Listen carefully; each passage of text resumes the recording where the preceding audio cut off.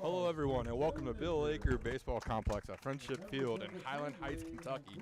Thanks for joining us for some Saturday afternoon Horizon League baseball brought to you by the Northerner. My name is Joshua Northcutt, and back with me on play-by-play this afternoon is my colleague, Jameson Howard. Jameson, how are we feeling today? Feeling good. How about you? Not too bad, ready for some baseball, and glad there's no rain in the forecast as of now. If there's some wood, I would knock on it, but unfortunately there's not, which means I just did the announcer jinx and we're going to get downpoured on again. So speaking of the rain, well, yesterday's game was filled with rain, but it was a thriller here at Friendship Field as the Norse pulled off a 5-4 win in a game one of the series. NKU now sits at 24-16 overall with a 12-7 record in Horizon League play. That win also extends their streak to 6, matching their season best stretch from mid-March. On the other side, the Oakland Golden Grizzlies entered today at 11-32, 4-15 in conference play. Today they hope to even the series and clinch the season matchup ahead of tomorrow's finale. Jameson, before we get started, let the folks at home know what the starting lineups are for both teams. Yep, so I'm going first for the Oakland Golden Grizzlies. You have batting first and playing right field, Trent Rice. Batting second and playing center field will be Taylor Tomlin. Batting third and catching tonight will be Matthew McGann. Batting fourth and playing shortstop will be Brandon Nye. Batting fifth and playing left will be Jack Langer. Batting sixth and playing third will be Carter Hain. Seventh and DHing will be Aiden Shuck. Eighth and playing first will be Jack Lux, my apologies. And then batting ninth and playing second will be Sam Griffith. And then for the Norse, you'll have Tyler Shaney-Felt will be playing second base and batting first today. Batting second will be Logan Davenport and playing center. Batting third and playing first base will be Gabe Miranda. Batting fourth and playing right will be Josh Williams. Batting fifth and catching will be Jake Pollock. Batting sixth and DHing will be Braden Rogers. Batting seventh and playing left will be Nolan Sparks. Then batting eighth and playing third will be Marcus Harrison. And then batting ninth and playing short will be Brennan Rowe. Similar lineups to yesterday with a few different changes. Appreciate that, Jameson. It's game 2 of a 3-game weekend series, and the Norse are back on the diamond, looking to keep momentum rolling at Friendship Field. Don't go anywhere. First pitch is just moments away after the national anthem, and all action is coming to you live on YouTube, brought to you by the Northerner, right after this break.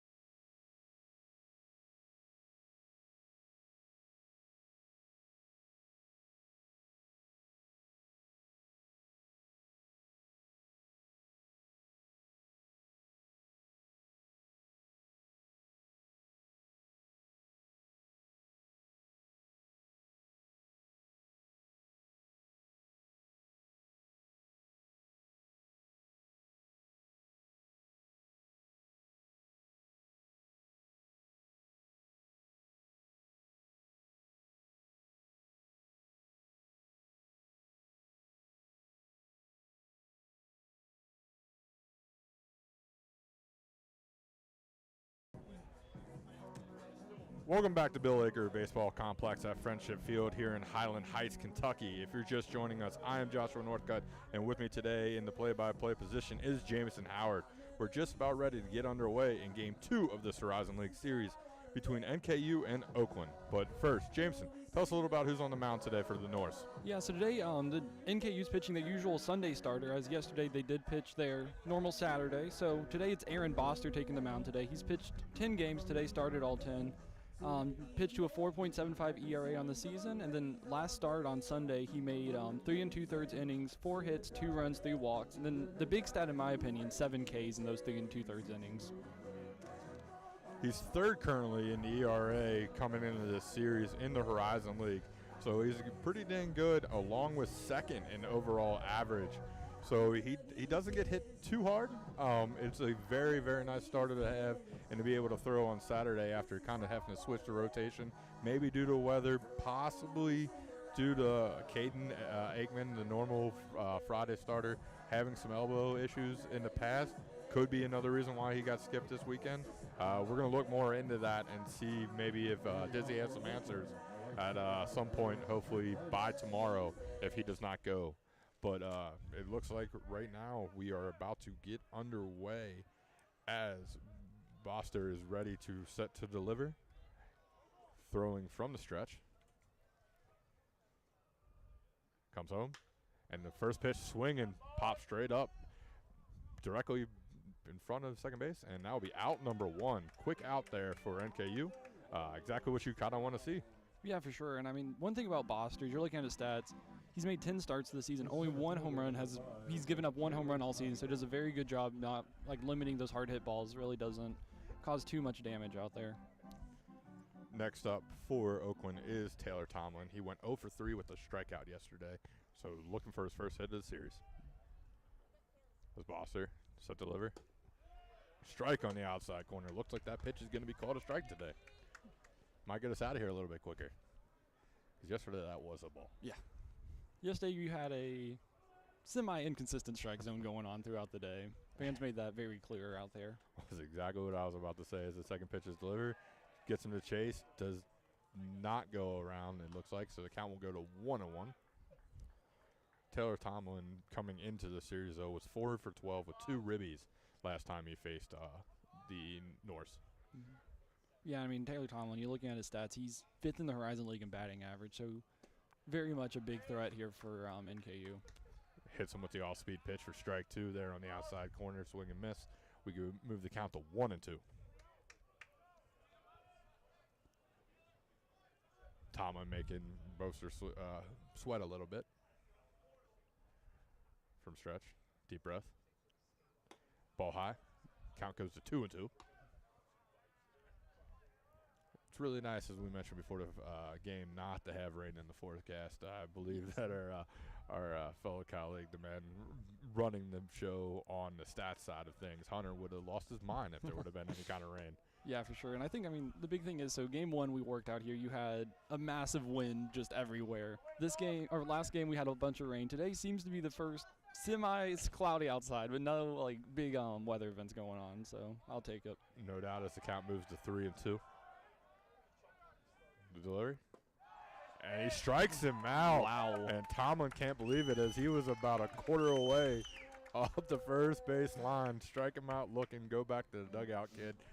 Never show up the umpire. No.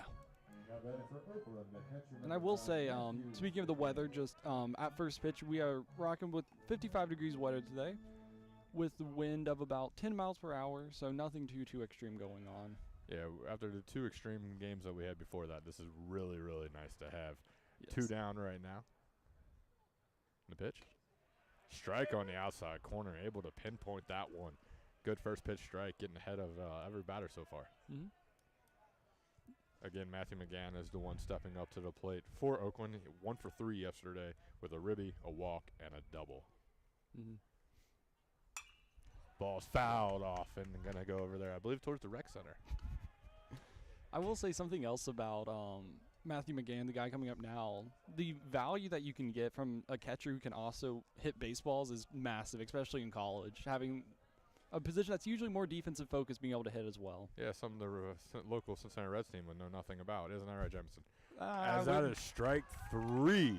And very quick work there by Aaron Boster to sit him down 1, 2, 3. So going to the bottom of the first, we have Oakland 0, Norse coming to bat.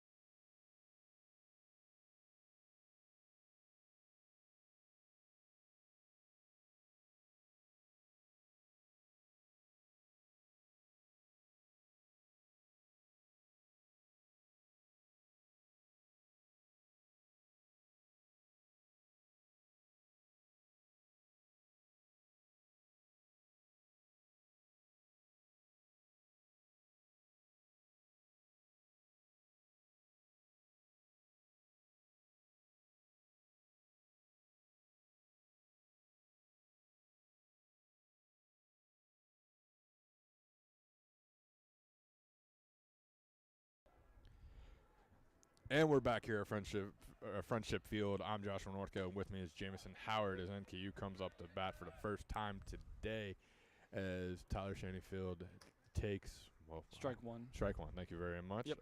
Who is pitching today for Oakland, Jameson? Yeah, so today you have number 2, Grant Garman, will be pitching for Oakland as he pulls back a bunt for a strike, 0-2 count. Grant Garman on the season, he's made 10 appearances with a 3-3 record, 5.4 ERA. But the one thing is, in 10 starts, he has given up 9 home runs, so giving up less than 1 a game. Hopefully NKU can capitalize on that. Shaneyfield hits it to the shortstop, who bobbles it and is safe at first. That is one person you do not want to bobble the ball when running down the baseline. He can absolute fly for NKU. Absolutely. So good to get that first runner on, and I believe the Oakland's first error of the series, which is going to be the key stat of the day for me, is preventing errors. The last time these two teams played each other on a Saturday, the Norse had 8 errors in that game.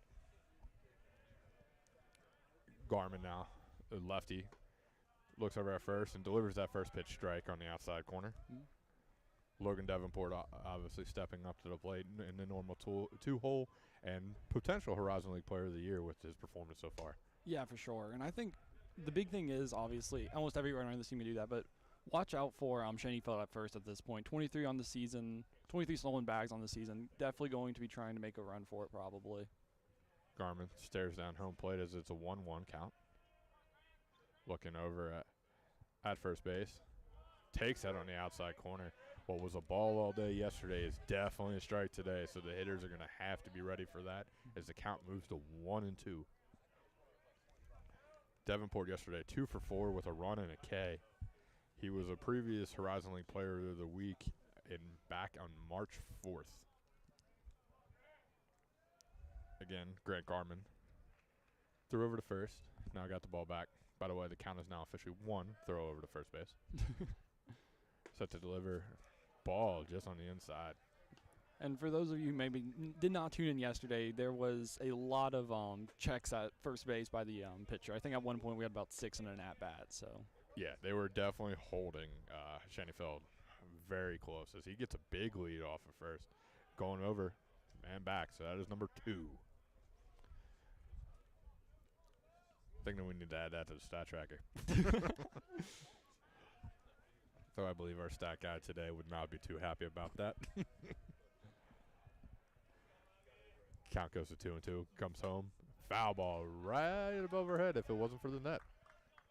I would have caught it. Nah, I doubt it. Miranda tosses the ball over to Mav, and we'll get back to a 2-2 count. As I mentioned, Davenport is absolutely crushing the baseball this year. First in hits, average, and OPS in the Horizon League. This is another throw over to first. Number 3? Yep. Your goal today, just keep track, Miles. That's all I want you to do. Garmin now set. Again, as a lefty, he is able to keep Schenefeld maybe a step closer to the bag. And he's off. And he's going to get there because the ball bounces in front of home plate. Did Schenefeld just take out him, or did he fall? He kind of was going for the ball, so it wasn't, I wouldn't say take him out there. But he definitely made a little bit of contact. Got it. Okay, I couldn't see there was contact there. Count now will go to full for Davenport. Now, I think a big thing for NKU is you have a runner on second. Yesterday we saw it some. Do not get picked off at second now. Ripped hard, but foul down the right field line. Count will remain full. And, yes, you're definitely right. And also, it's good to get ahead on the stolen bases, as we mentioned yesterday, and we're very quickly corrected in the announcer jinx for the Oakland side of things. Jake Pollock was able to throw out not 1, not 2, but 3 hitters at second base. Yeah, and obviously none of them were more major than the one to end the game last night. Yeah, definitely getting that last out at second base rather than the tying run standing on second base 180 feet from home. Always good to get.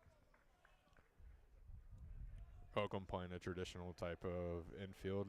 Second baseman holding Schenefeld a little bit closer to the plate as that is ripped foul down the third base line. Heads up to anyone down there by the Kona Ice truck. Kona Ice will gladly be a sponsor. Just throwing that out there. All I request is a free Kona Ice. 3-2 count still here as Davenport is making Garmin work. Garmin looks down at his glove.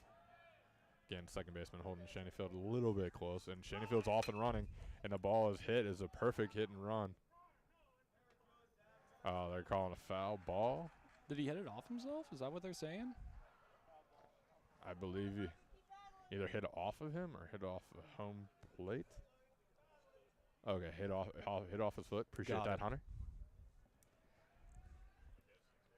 So the counter still remains 3-2 as Davenport is absolutely battling here. And something you want to see contact. The hit and run was on there and might have been able to benefit if he did not hit his foot. Garmin sets the delivery again. And he works a walk, so we'll have first and second as Gabe Miranda steps up to the plate. Not exactly what Garmin wants to be seeing in these first inning work. I mean, absolutely not. But also, I mean, you're NKU. Your first 3 batters, one gets on base 43% of the time, one gets on base 53%, one gets on base 50% of the time. So really just the top of the lineup is just so deadly, and NKU definitely going to try and capitalize here with Gabe Miranda from TCU up to bat. First currently in the Horizon League in RBIs, and there's 2 out there for him, 1 on first, 1 on second. Garmin now from the stretch, shortstop holding on, and Miranda goes to bunt. Takes that one for strike 1. Not exactly something I would expected to see from a bat like Miranda, but with the shift being the way it is, if he could push that in between the third baseman and the shortstop, who is basically now playing on second base, would be a very nicely done. Goes to bunt, takes that one for a ball, so the count goes to 1-1. Yeah, I mean, right now you have the second baseman fully playing in the right side of the infield. Very, very big here if you can push it straight between short and third. Also, just a reminder, yesterday when NKU laid down a sac bunt, Oakland did not field the position right as he throws back to second field to keep Tyler close. It's really interesting to see, though, that in Horizon League, Tyler Shaneyfeld is first in runs, Logan Davenport first in hits, and Miranda first in RBIs. It is the definition of get someone on, get him over, and then get him in. That is what those three guys have done all year as he throws back to second base again. What count is that up to? No? You don't know how to do your job? Thanks, Miles Sowers. Yep. Oh, that's 6. Okay. We got 6. I think it's 5. My count says 5. As he knocks it down the third base line. Beautiful sack bunt. And that's exactly what it will be as the second baseman covers the bag for the first out, but a perfect sack bunt, making the third baseman field it. So he was not able to cover third. So now stepping up to the plate is the Oakland killer, Josh Williams. Came into the series 7 of 12, 8 ribbies, and 2 home runs. 1 for 4 yesterday with a ribby and a K. March 12th batter of the week in the Horizon League, and arguably the hottest hitter right now for sure. NKU. Williams, I mean, you look at his stats. Really, the only knock you have on him is 43 Ks, but really, I think as long as you put the ball in play here, Shaneyfeld has the speed here to get over and try and score. Yeah, sometimes you don't even got to throw it in the play. If there's a man on first base, he can steal home. I saw that yesterday as he got himself a run in there for NKU in the first. As now Josh Williams goes to a 1-1 count. Again, there's 1 out, man on second and third, so 2 in scoring position that if Josh can get the ball to the outfield, should get a run. Set to deliver. The ball is hit to about left field. Left fielder under it. Shaneyfield coming home and will get there easily. The throw goes to the cutoff, keeping the runner at second. But NKU will take a 1-0 lead. Yeah, I mean, Josh Williams up there did exactly what he had to do. Just get it into the outfield and let Shaneyfeld do the rest. Now batting for the Norse, the catcher, number 27, Jake Pollock. Now stepping up is Jake Pollock, who was my player of the game last night due to his defense. Offensively, he went 0 for 3 with a walk and a K, but you cannot underestimate his arm and those big plays throwing runners out at second. Yeah, and I mean, really, what that did right there is Oakland is known for stealing bases. They're number 1 in the Horizon League at doing it. So taking away that aspect of their game, really, I mean, I think it messed with them, got them a bit more timid on the base path, and just allowed us to walk out with the win. Standing hard and throws back to second base. As our counter, Miles Sowers lets us know that is 6 now. Just got to make the runner think a little bit. Yep. Pollock stands in the bat. Yeah, second baseman's not playing too close. Pitch goes into the dirt, so the count will move to 1-1. We got 2 outs here. Runner on second. Logan Davenport standing out there, making the pitcher think a little bit. Traditional type of defense from Oakland as the ball is tipped there, and the count will move to 1-2. I mean, Pollock on the season has 26 RBIs, trying to make that 27 here. 5th on the team in doubles, 7th in OPS, so he is able to make some contact and find a gap somewhere quite a bit as that ball is ripped but directly to the shortstop routine, and that will do it. So after 1, we have Norse 1, Oakland 0, and we'll be right back with you after this break.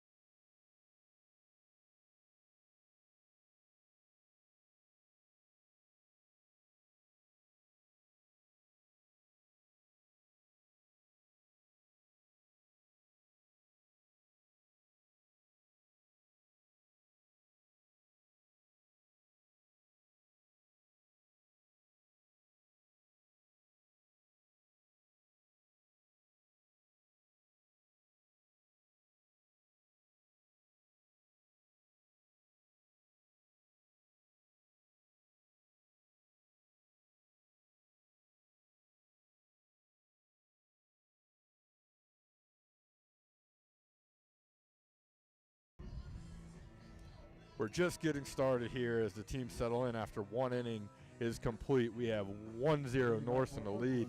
So, Jameson, tell us a little about the series history here between the two teams. Yeah, I mean, this series goes back to 2016. NKU leads it by 4 games, 29-25. And really, I think what a fun stat about the series is NKU started at 0-5, but then returned the favor, won the next 5, and really this has been one of the closest series that we have in the horizon. As that ball is fouled off down the right field line. Also should mention, though, that NKU is running a 8-game win streak here at Bill Aker Baseball Complex. So winning at home has been the definition of the series for the Norse. From the stretch. Ball high.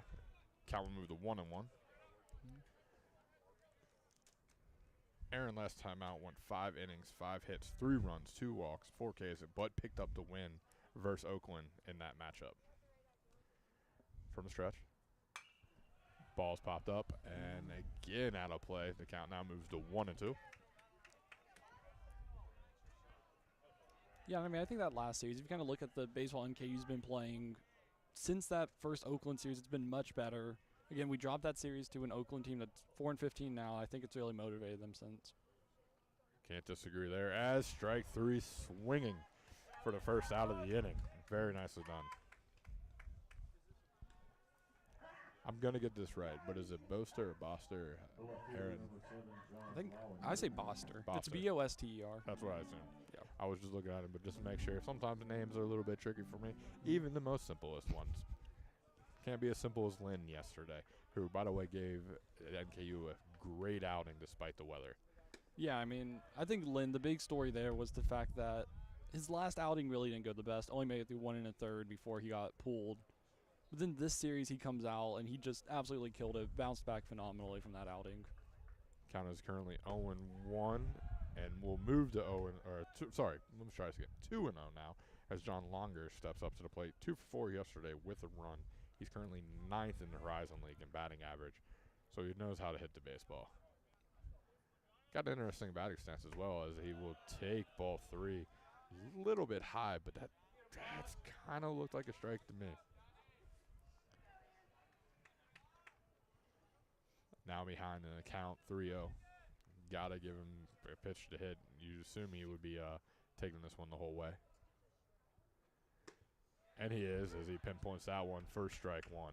Count is now 3-1. Fans letting him know to make him swing the bat. Again from the stretch, a little bit of rock, deep breath. Ball foul off, battling back now to a full count, 3-2. Currently have 1 out. And Boster steps back onto the mound. Look at that, Pollock at home. Set to deliver. And unfortunately walks him, so John Locker will take his base. And now stepping up to the plate is Carter Hain. He was 1 for 4 yesterday with a K. However, has a home run in this series in Oakland. It's the first time Oakland's had a runner on base, so it'll be interesting to see how Aaron battles back from this. Another lefty, so he will keep the runner a little bit close. Looks over to first, ends up delivering, and that's a little low.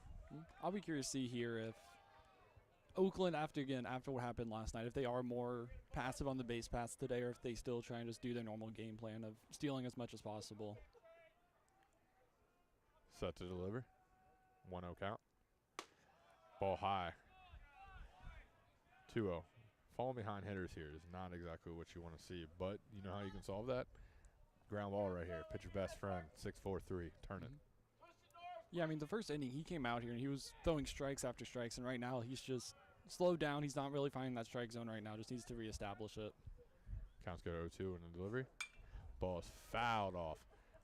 I'll give Oakland credit, though. They're a little bit behind as they continue to foul the ball off, but they're at least making contact and continuing to make Boster work. Yep, and that's the key to it, is you just have to make the pitcher work and not give up anything. Lead off first gets a little bit bigger as he throws over. First one for the day today for NKU. I believe Oakland leads on the throw over 6-1 now. Or should I say, Norse lead 1-6. I feel like it should be like golf. The lower score is the winner. Yeah. Bob set to deliver, and that ball is hit. Coming in is the left fielder, and he will get it as that is out number 2 for the Norse. And now stepping up to the plate will be Aiden Shuck. He was a pitch runner who got thrown out at second base yesterday. So you have to believe he's a little bit motivated today to make a bigger difference after kind of being called out on what was possibly a questionable call. Going back and looking at it, he said that no one tagged him. He could not believe that he got called out on that play. Yeah, I mean, was that the one where the ball seemingly went between his legs and they... Yep. Yeah, I think that's one of those things where you did not have the perfect angle to see it. You kind of just have to go with the original call because there's not enough evidence to overturn it based on what I saw at least. Definitely. That's the one thing with only having 2 cameras usually. It is very difficult to see. And by that is pick-off move number 2 there, keeping the runner on. And now number 3 as he throws over and it hits the runner diving back. So he will not go out of play and he'll be staying over at first base. Aiden Shuck in the first series in Oakland went 2 for 7 against NKU. Again, Bosser set to deliver. And pinpoints that first one. That's strike 1. There we go. Again, it's very important. I mean, that was the first pitch strike. That's what you need every at-bat ideally, is just kind of get ahead and make them work for it from then on out. Now, again, from the stretch, looks over at first. And he goes to first, and it looks like he picked him off, but he's going to get there. Wow. I mean, he saw that he was about to throw it over, and he just decided to take off for it, and he got there. Sometimes you can do that if you got that big enough jump and that you make that first baseman make that throw, because it is not an easy throw to make. No. I mean, especially, obviously first baseman's still a baseball player, but they're not really used to throwing it as much, so it can just be difficult. But that's a huge leadoff second now for him. It sure is. As had looked like strike 2, however, it will be ball 1, so the count goes to 1-1, maybe a little bit high. Got 1-1 count, 2 outs. Runner standing on second. Set to deliver. That ball is hit hard and going to fall in there as the center fielder tries to make a play and cannot. It is to the back wall, and he will be standing on second. The runner will score. And we now have a tie ball game, 1-1. Yeah, I mean, that was just a good piece of hitting. And also, I believe it was the first wooden bat hit we've had this series in the few at-bats. It would not surprise me one bit because that sounded wooden off the bat for sure. So yesterday we were questioning wooden bat. Today, absolutely wooden bat. We have 2 down here as the game is 1-1. I don't know. I wish that we had press conferences for baseball just so we could ask about that. Boz set to deliver. Looks back. Comes to the plate. Jack Lux takes ball 1. Yesterday he was 1 for 3 with a run, a ribby, and a walk. Did not play in the first series versus NKU.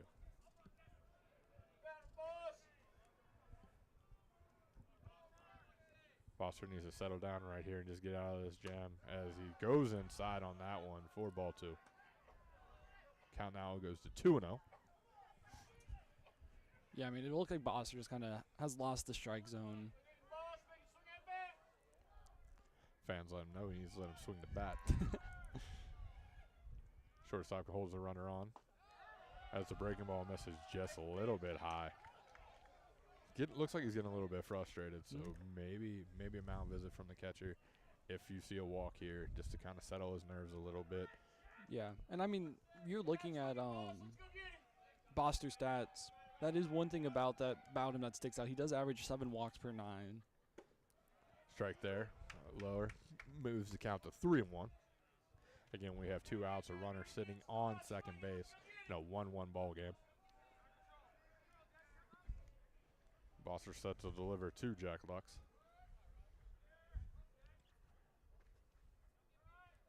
And a pitch. That ball is hit directly up center, and it looks like it is going to be hit hard enough to get the run in. And it will be cut off by Gabe Miranda at the pitcher's mound. Run will score as Oakland takes a 2-1 lead. Yeah, I mean, that was just a good piece of hitting, got down to center field, and it looks like we're going to have a quick mound visit here, but Dizzy's not coming out for it. Nah, it's just a pitching coach. Give him a little bit of breather, a little bit of confidence. Just tell him, hey, settle in. We still got you here. You know you can deal versus these guys because, as I mentioned, last time he went out against them, he was the one to pick up the win in the series, going 5 and giving up 3. So the key here is just settle in. And as we saw yesterday, a 2-1 lead is nothing for the Norse. No, They not can at all. easily, or 2-1 deficit, I should say, is nothing for the Norse, and they're able to bounce back from that very easily with the lineup that they have. As the umpire makes his way out with a little slow stroll. Always fun to watch that little game to play. Make the umpire walk all the way out and turn and leave right before he gets there. No, I got nothing to say to you. I got to go back. So we're back underway here. That's some techno version of I can't think of what the song. Sound of Silence. Yeah, whatever. Sound of Silence goes right now. We got a 2-1 ball game, 2 outs in the top of the second. Oakland currently with the lead, 2 runs, 2 hits, and an error. Is their stack guard right now? Foster delivers, and the bunt is fouled off directly behind home plate, way high. Yeah. Why didn't you catch that? Oh, there's a net. Okay. Yeah. And Foul stars, everybody. Just lazy. 0-1 count here. And I mean, another stat that kind of shows what's happening right now is Boster coming into this inning only had 10 pitches thrown. Ball has hit the center field, and it looks like the center fielder will be underneath it. And he is, so that will be out number 3. But Oakland did some damage as they take a 2-1 lead going into the bottom of the second.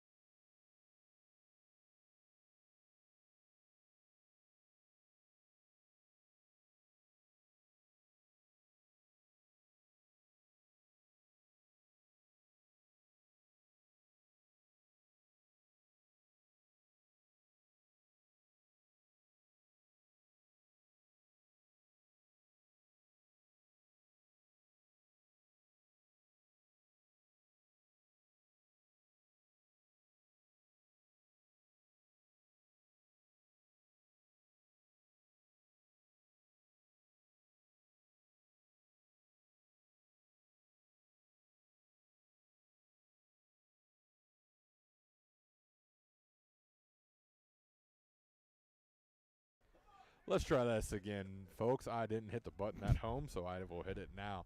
We were back at Bill Aker Baseball Complex as you said it was Braden Rogers is working a count 1-1. Got to work with me a little bit here. The guy over to the left of me who's supposed to be pushing buttons didn't push buttons, so I pushed him, and I didn't push him apparently. As that is ball number 2, and the count will move to 2-1. Braden Rogers yesterday, as I tried to mention off air, was 0 for 1 with 3 walks and 2 runs. So he was able to get across when he got on base. Ball is fouled off there. Count will go to 2-2 directly behind home plate. Braden Rogers in the series coming in was 2 for 12 with only 1 ribby. So yesterday a lot more productive, just finding a way on base. As that ball is fouled off directly over her head towards the rec center. That's one thing I wanted to mention also is the numbers weren't extremely impressive, but the bottom of the lineup came big yesterday. Yeah, for sure. Count's now sitting at 2-2. Set to deliver. And that is strike 3 low on the outside corner. What was a ball yesterday is a strike today for the first out of the inning. Yep. Now coming up is Nolan Sparks. 1 for 4 yesterday with a strikeout. Yeah, I mean, Nolan Sparks is another one of those guys. You talk about what happened last time we played Oakland. Went 2 for 10 against them with an RBI and 2 runs scored. However, yesterday looked pretty good. I mean, went 1 for 4. As that is fouled off directly over the dog's head, and the dog was so ready for that ball. By the way, if you have not been to an NKU game, there is a dog that sits directly behind home plate and is the most entertaining thing in the world. I demand that you watch it at some point. Next time it's on ESPN+. I'm personally here to watch the baseball game. As that is strike 2 there, count moves to 0-2. Something about Nolan Spark, when he gets on base, he's a little bit of spark on the base path as he is 7th in the Horizon League with stolen bases. Takes ball low there. You see what I did there? See? He doesn't like my dad jokes. I'm getting booed over here by Hunter. So clearly I'm 0 for 3 here today on my dad jokes. And what, that's to add on to 0 for 8 yesterday? Hey, nobody asked you. As he takes ball just on the inside. See, I think it's funny. I don't know if you were paying attention, but the umpire kind of like shook his head no as he was making the call. Count goes to 2-2. Yeah, I mean, working from 0-2 to 2-2 for Sparks here is massive. Trying to hopefully. As the ball is hit sharply to the third baseman, but directly to him, and a routine play over to first base will be for the second out of the inning. Now stepping up for NKU is number 10, Marcus Harrison. He did not play yesterday. Yeah, I find this Harrison playing kind of interesting. Last series against Purdue Fort Wayne, he went 0 for 7, and then against Oakland last time we played him, he went 0 for 2. So he is able to sack bunt as he's 6th in the Horizon League and getting guys over. So maybe that's the mindset to try to wrap it around or get a guy on for Brendan Rowe. So takes that pitch for strike 1 and pinpoints that one strike 2. Garmin wasting no time this inning, getting up early on the hitters. Count is now 0-2. Set to deliver. And strike out, but dropped. So it will be a foul tip, and the count remains 0-2. Yeah, I mean, right now it's domination on the mound right now for Garmin. That's the best way to describe it. Set on in after giving up that one run to the top of the lineup. Sidearm delivery there is fouled off.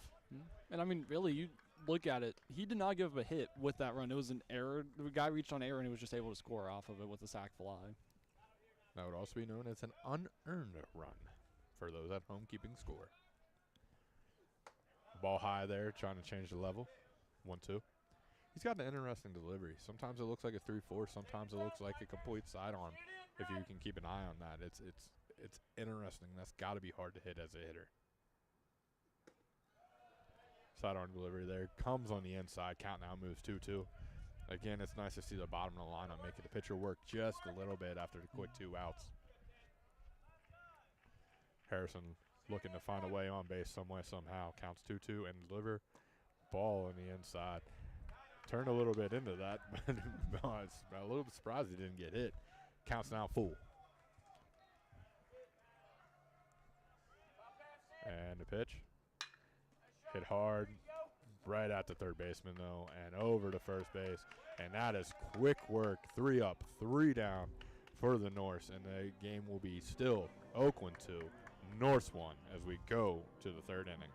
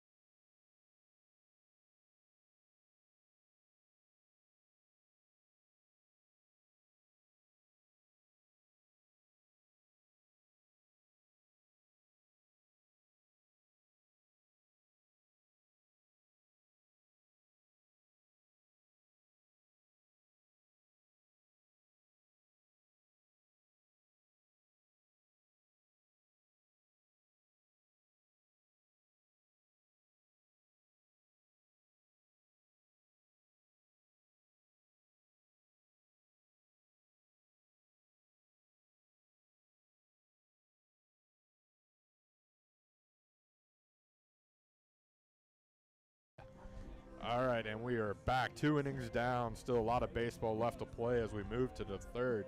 Jameson, let's take a look around at the Horizon League standings. Yeah, I mean, right now you have Wright State sitting here at 16 and 3. My apologies. NKU at 12-7 and Milwaukee at 11-7. Really, right now on the horizon, it's those 3 teams kind of separating themselves from the rest. Young's at 7-11, but really it's Milwaukee, Wright, and NKU going to be able to take home the title. As the first pitch is a ball there by Aaron Boster. And ball 2, low and away. Counts now sitting at 2-0. It should also be mentioned Milwaukee came up with a big win for Milwaukee and NKU yesterday, beating Wright State. Yeah, and I mean, NKU still has a series at Wright State. Somehow, baseball can be weird. You never know what's going to happen, so I'm going to be excited to see. That is a strike right there, and the count now moves to 2-1. And I think that's the key. If you can get to that Wright State series and maybe be sitting 2 games out, you bring the brooms, big things could happen. Yeah. And that would be, if that does happen somehow, that 3-1 now, that would be NK's first time ever hosting and getting the 1 seed in the Horizon League tournament. As Jameson mentioned, the count is now sitting at 3-1. We have a 2-1 ball game. Bob's set to deliver. And that is strike 2 right there as there's a swing and a miss. Yeah, and I mean, I think right now with Boster, after, this first at-bat, dropped down 2-0. Luckily, he's worked it now back 3-2. Going to be curious to see what he does here for the payoff. Payoff is a walk, unfortunately, as the leadoff hitter Trent Rice will make his way out to first base, which is not what you want. A runner on, no outs to top of the lineup. Taylor Tomlin now steps to the plate.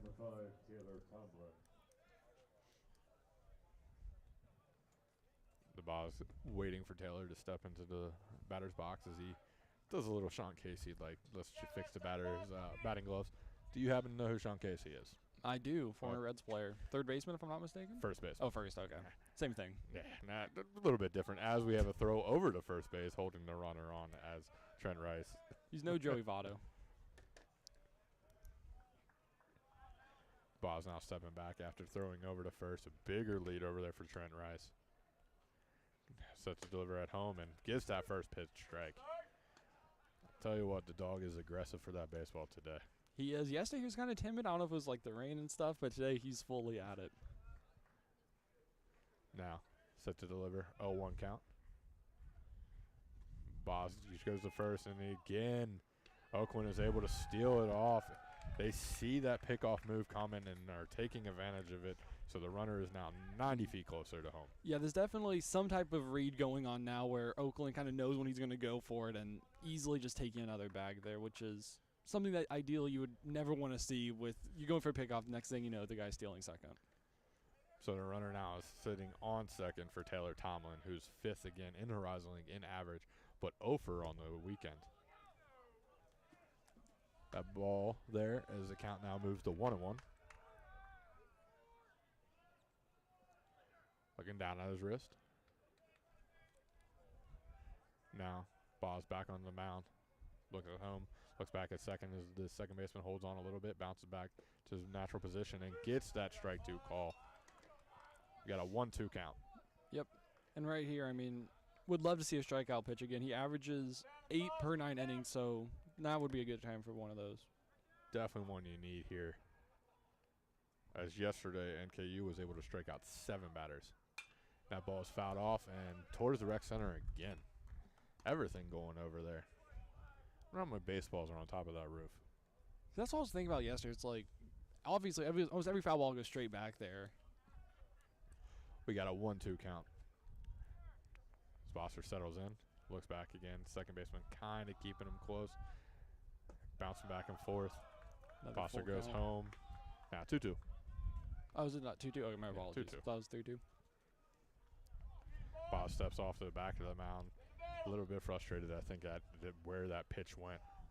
Thought he had a good one. Went low, though. Again, the deliver, 2-2. Had to throw back there.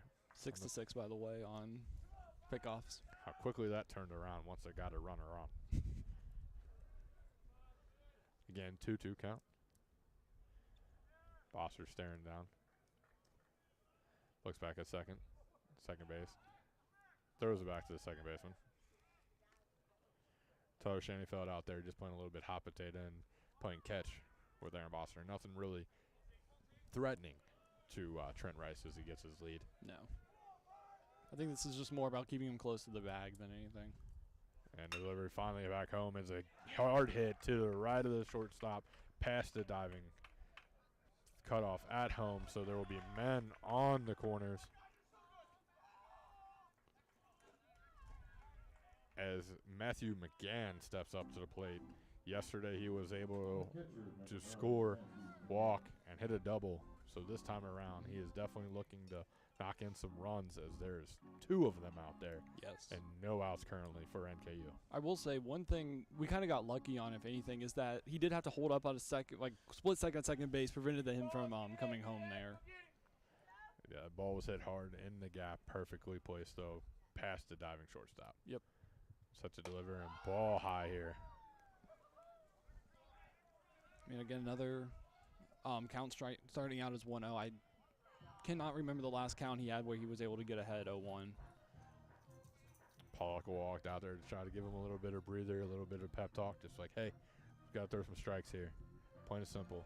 Even 1 run here, if you can get out of it and only giving up 1, is not too bad. Yeah. I mean, a 3-1 deficit with the top of your lineup coming up, that's nothing. No, not at all. And I mean, I think the big thing that at least I'm more worried about is the fact that it is no outs. So even if you do get that perfect double play, it will only bring you to 2, not finish the inning at this point. Should mention the infield is currently playing double play def, not playing in, so they're maybe going to give up that run and more concerned about just turning to 2. Foster now set to deliver. And that little mound visit worked there as we count moves to 1-1. Pinpoint right there on the outside corner.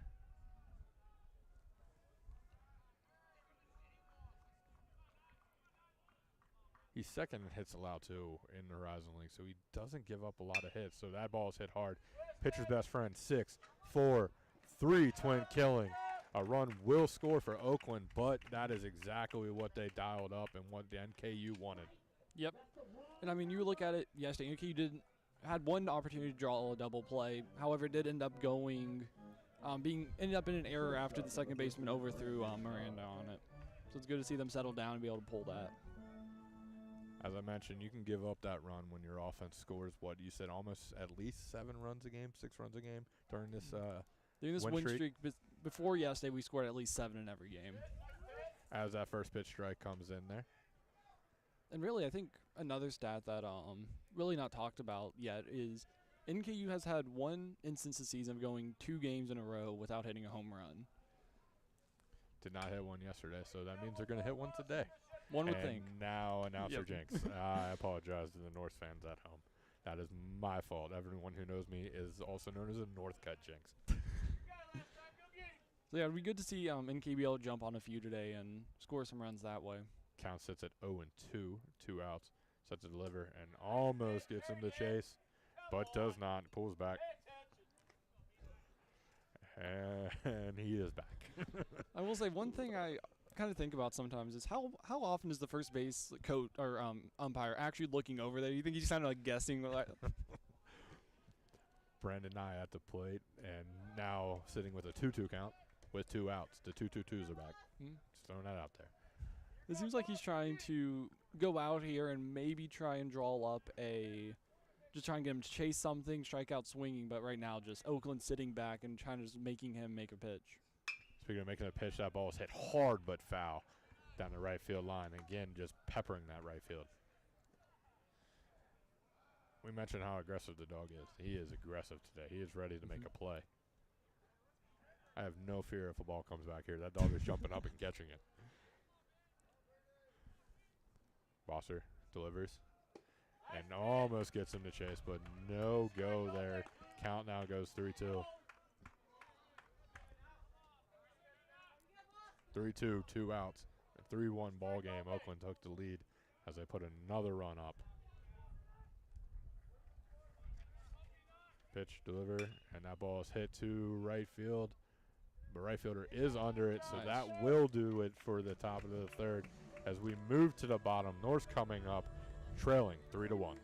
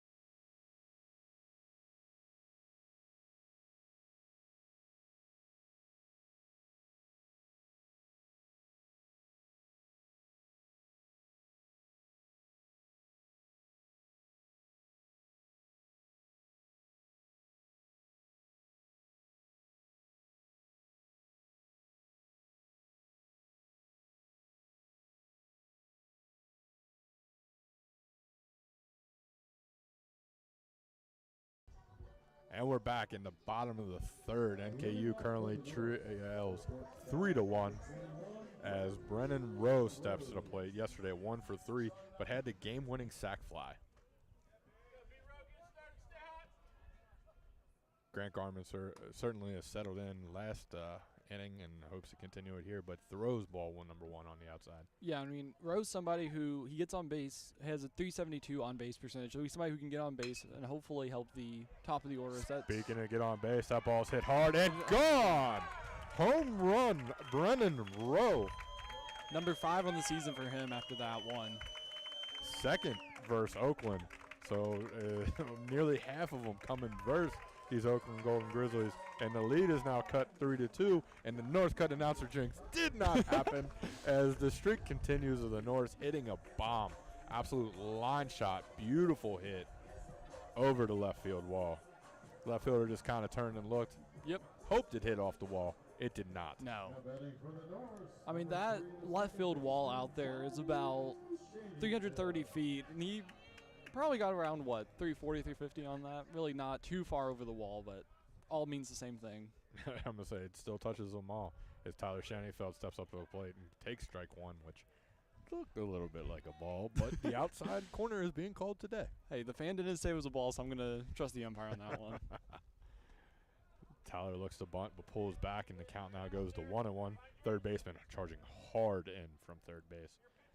Mentioned it yesterday, but that is literally still my biggest fear as a baseball player. Charging in from the corners and just waiting for that bat to look like a bunt and then him pulling back. Yep. The amount of times I have bailed out and I'm just like, nope, not doing this today. See, I find it interesting. You would think that, if you see, third baseman coming in like that, you would just go ahead and swing it out there, but it really never happens. Count now moves to 3-1. So, I mean, pitcher might be a bit rattled after that home run, see if he can settle down here. He was March 25th Horizon League Pitcher of the Week after the performance versus NKU, as that ball is grounded out to the shortstop. Nice scoop by the first baseman just to the left of second base. So with 1 down, Logan Davenport will be stepping to the plate. The center fielder, number 17, Logan Davenport. It's definitely got to be one of those things, though, as a pitcher, when you give up a home run to the 9th hitter and then you face the top of this lineup, not the easiest thing in the world. No, not at all. Especially when, Rowe, again, you like you were talking about, he hit nearly half of his home runs against this team out here this season, so. Count moves to 1-0 as the ball was in the dirt. Quick delivery and down. Dizzy has to do a little bit of dance down that third baseline, but foul. 1-1.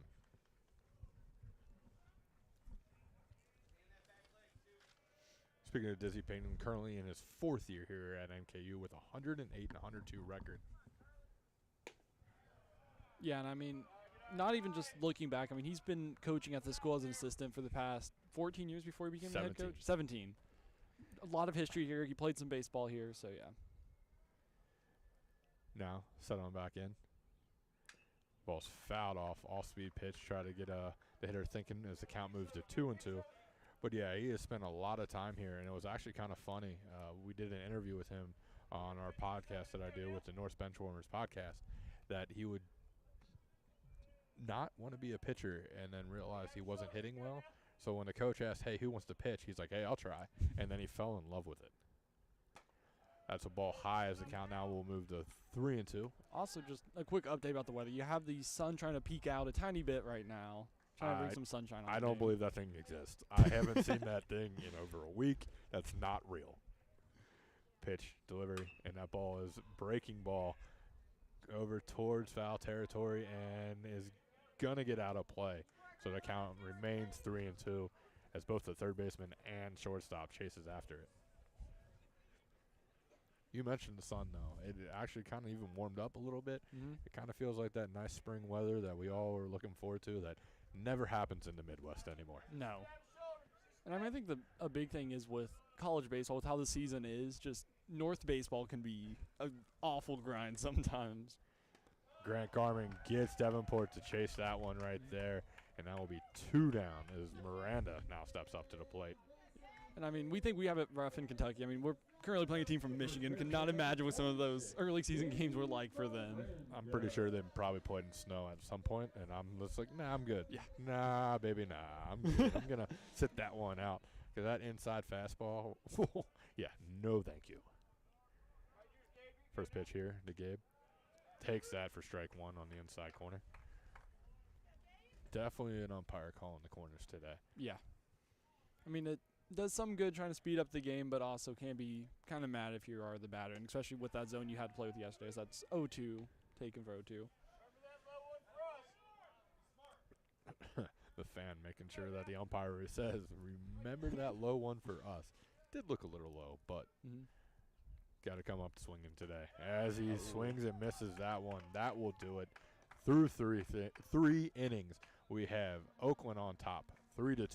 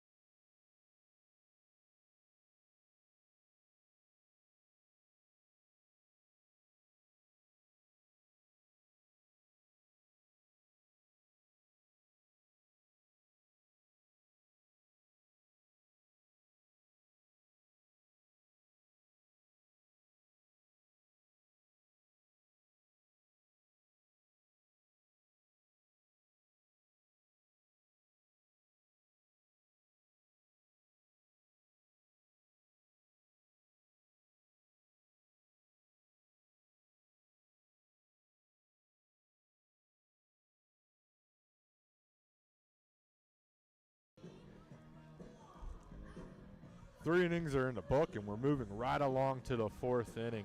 We've got a 3-2 ball game here today as Oakland has 3 runs, 3 hits, 1 error, and the Norse have 2 runs, 1 hit, no errors. What's your thoughts so far, Jameson?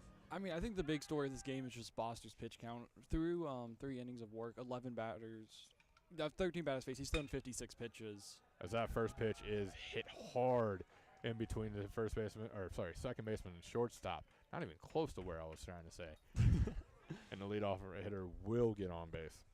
But, yeah, no, I think the big thing for right now for NKU, for Boster, is you've got to keep your pitch count low, but obviously you don't want to be throwing one pitch hits either. So Carter Hayne now stepping up to the plate, and again having to work out of a semi-early jam here. Pitch delivery, off-speed pitch. Doesn't really have control of that today. No. I hate to say it and pinpoint that, but a little bit off. And I will say, I'll add on, Oakland's pitchers also up to 60 pitches throughout the game today. Again, deliver at home, and that looked like strike one, and it was a strike on the outside corner earlier in the game. Now ball 2. Count now moves to 2-0. Yeah, I mean, especially for Boster right now, seeing that be called a ball is just kind of devastating in a way because you need to get strikes. Really not being thrown that many, so. Breaking ball loses control there, and the count now moves to 3-0.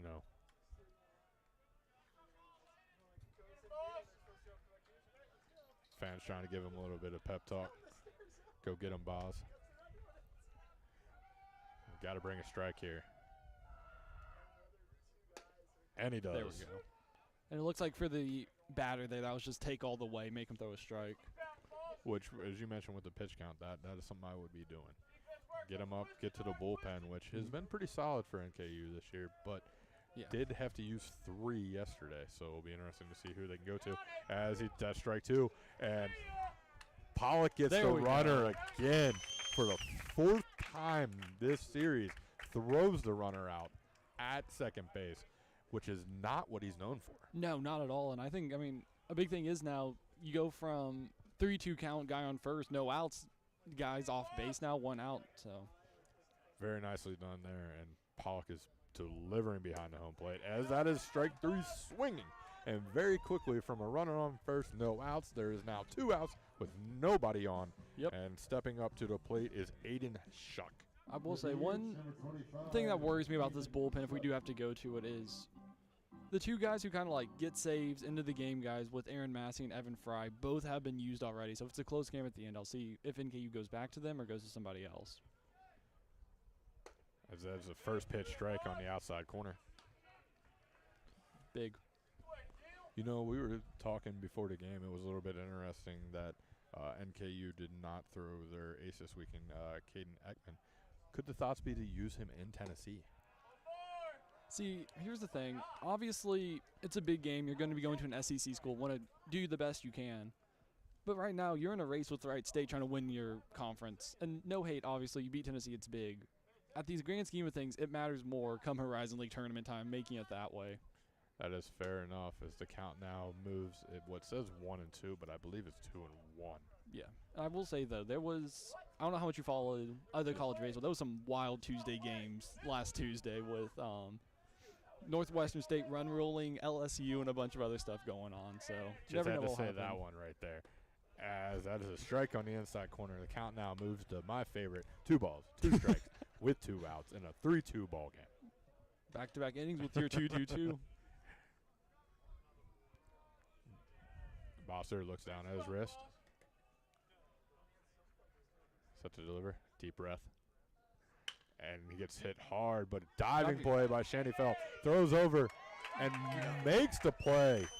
Beautifully done there by NKU. And what looked like could be a problem with the first runner getting on is no problem at all. 3 up, 3 down as we move to the bottom of the 4 in a 3-2 ball game. Oakland leads.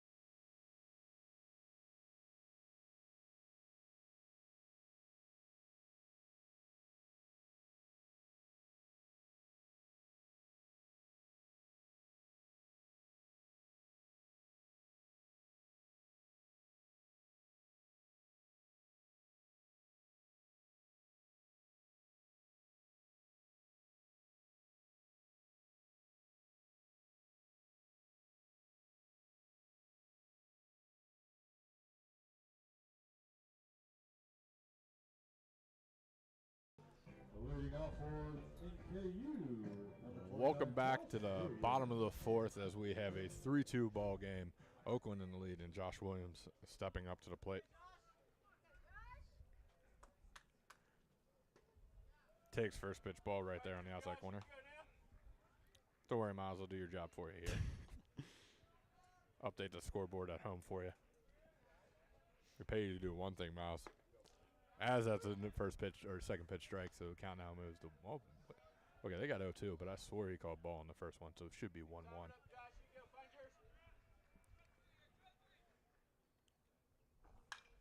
Ball's hit high, straight up. Pitcher points up to the sky. Second baseman coming in. Actually, that's the shortstop coming in because of the shift that Oakland had on, and that will be out number 1 for Oakland. Now stepping up to the plate is Jake Pollock, who, not going to say it, but good things usually happen after you make a good play in the field. I'm just saying. Good things happen. Old school baseball player right there walking up with no batting gloves on. Just going to throw that out there as well. Does he not have one on his other hand?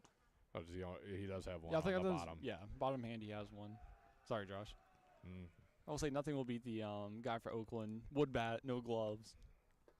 Takes ball 2 right there. Count goes to 2-0. Yeah, that's when you know if you're a real ball player or not. Yeah. Yeah, because I could never do that. Takes ball inside 3-0. Be curious to see if he does get a hittable pitch, if he does swing at it, if he just tries to make this guy's pitch count go up as much as possible. Nah, you take this all the way. Make the pitcher work. Takes that for strike one. Was not swinging. Scoreboard says 2-1. I thought it was 3-1. Yeah. I'm going to be curious to see what happens. Yeah, they're trying to edit it right There now. we There go. we go. As that is ball There we 4. go. As the catcher held it up there a little bit longer to be like, hey, ump, are you sure Yep. that's not a strike? Which, I'm telling you, this ump's been calling the outside pitch. If he's calling that one a ball, you let it the ball. And the umpire kind of talking to the catcher. Maybe something said, like, hey, don't show me up. You want a strike call? See, the whole, the concept of just pitch framing in general is just interesting to me. The whole, base just lie to the umpire as much as possible. Braden Rogers stepping up to the plate and turns around the bunt and goes back directly behind the dog, and the dog was ready. A bit of a drag bunt there, taking off the second with it, which not something we've seen a lot of NKU. It's usually just traditional bunts. Marcus Harrison comes over and grabs the baseball, and the dog is not happy about it. He wants to know why that's not his ball. Sets deliver. Strike on the outside. Count goes 0-2. I mean, with Williams, he's not really known as a big base stealer on this team, so I'll be curious to see if they look over and if they try and get him as much as they would other pitchers or their runners. Now, looking over. Garmin looks back over. Delivers. Ball high. Thrown down behind the runner, and he gets back in time. When you don't have that that hitter over on that first base side, you got to be paying attention when you're a runner. So nicely done getting back there. Count moves to 1-2. Garmin looks over again at first base, trying to keep the runner close. Just letting him know, and just throws over. Dives back easily. Should be mentioned, though, Garmin really has only had trouble with that one pitch. Mm-hmm. It's literally one hit through so far, three and a third. So he is pitching very well, which Oakland is desperately needing today, as another dive back. Yeah, I mean, like you're talking about, one hit given up, and that was the bomb to Brandon Rowe. So definitely cannot complain about this outing so far. Looks down at his glove after throwing back over. We got a 1-2 count. Throws back over for the third time. The dog is not happy about it. The dog wants to know why it's not getting thrown back. Dog wants to see this game get sped up by a tiny bit. Now, looks over. Finally delivers the home plate, and that is a ball. So the count goes to 2-2. Again, we have a 3-2 ball game right now. Oakland on top, bottom of 4. Some great Horizon League pitcher duel right now. And a pitch hit hard but foul. Over by the bleachers over there in our left field bullpen area. Kind of getting peppered over there today also. Yeah, I was going to say, that's the second or third ball that's gone to that spot. It's also fun to see fans kind of filling it up. That's fans at the bleachers. So, yeah, good outing today for NKU in terms of As fans. they throw over to first, you got to think the Alumni Day had a say in it. Yep. People want to come back, see their old players play, and then also see the new players play, and also maybe get recognized. Yeah, I was going to say, speaking of which, we are up to 9 pickoffs from Oakland this game. So we got 7-9 right now. Yep, 7-9. Ball fouled off hard, and I'm telling you, that puppy's going to catch a ball today. It's going to happen. It's going to run through that net and catch a ball today. Maybe before the hitter even swings. Sit at a 2-2 count again. Great at bat here by Braden Rogers as he rips another one over there to the third base side. I'm curious. It's does the dog notice when Pollock's up to bat? Kind of gets more excited to watch him play. I think he actually gets more excited when he's catching because he wants to know why he's not playing fetch with him. Oh, that's true. Yeah. See what I did? Yep. Think with my brain sometimes. Sometimes. Old man can do it occasionally. 2-2 count. 1 out. Sidearm delivery. Hit. It looks like a 6. 4. Safe. play not good over at first base. So 6-4 put out right there, but the runner will be on first base, making room for Nolan Sparks to attempt to spark something up with 2 outs. I find it. Anybody? Nope. Still nothing. I find it interesting the way that the pitcher's just kind of changing his arm angle throughout the game. Really not something you see too often. Just and it could be why he's so successful versus NKU. He's now pitched 9 innings versus NKU this season, and he has only given up 5 runs. Yeah. And as it looks like the first baseman's coming over because he needs a glove change.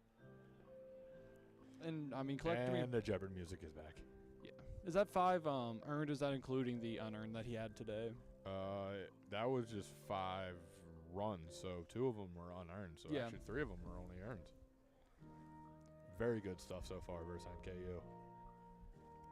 And it doesn't help also. It's a lefty. Lefties are always harder to hit. Yep. And then just the sidearm angle / over the top / through force. He's just. And I mean, if you look at NKU, Shaney Felt and Miranda, 2 of our best hitters, are both lefties. And so is Williams. I can play a big role in it. As I count out moves the 1-0. But also, it's very difficult at the college level, especially the mid-major college level, to find a good southpaw to throw out there. So it looks like Oakland did their scouting good and was able to get this guy. That ball's hit up foul towards the first base territory. Outfielder's going over, and the right fielder will come up with the catch as we now are through 4. Oakland 3, Norse 2. We'll be right back after this break.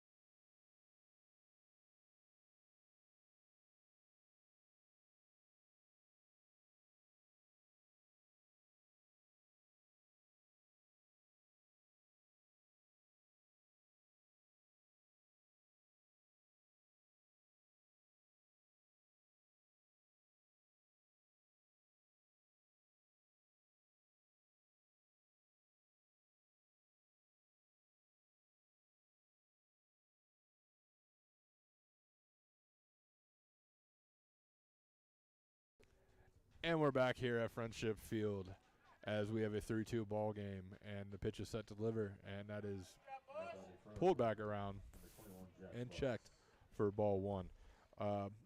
We'll get it at the bottom inning. I know we were going to bring up some Horizon League scores, but we'll bring it up at the bottom inning since the one started very quickly, and we don't want to interrupt so much. Or if we find a little gap in time there, Jameson, as that ball is taken, breaking ball for a 2-0 count. Yeah, and I mean, Jack Lux on the season, 250, so he's right there, getting 1 for 4 typically for most games. Really not a lot of pop, only 2 doubles and 3 home runs on the season. Settles in. And ball is hit in front of the plate and fair. No way. Safe. And out. Okay. Nope, out. Okay, I thought he was a step foot. Okay, we're good. That was a very interesting situation. I don't know if I see that too often. No, and I think, Pollock for a second, I had to think for a second, like, hold up, does this say foul or fair? But luckily he was able to get the out. Great play by Pollock. They had to recognize it. Just saying the dog got up and was ready. The dog was ready to chase his owner's ball. Just throwing it out there. We now have 1 out at the top of the 5th. Sam Griffith up to bat, number 5. Foster delivers. Strike on the outside corner, exactly where we want to be to get ahead of 0-1 on the count. Yeah, and Boster's another one of those guys.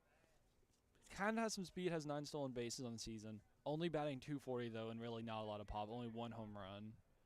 Maybe due to the wooden bat. Who knows? That right there is taken for ball 1 way high. 1-1 count. And also for reference, he is the no glove guy.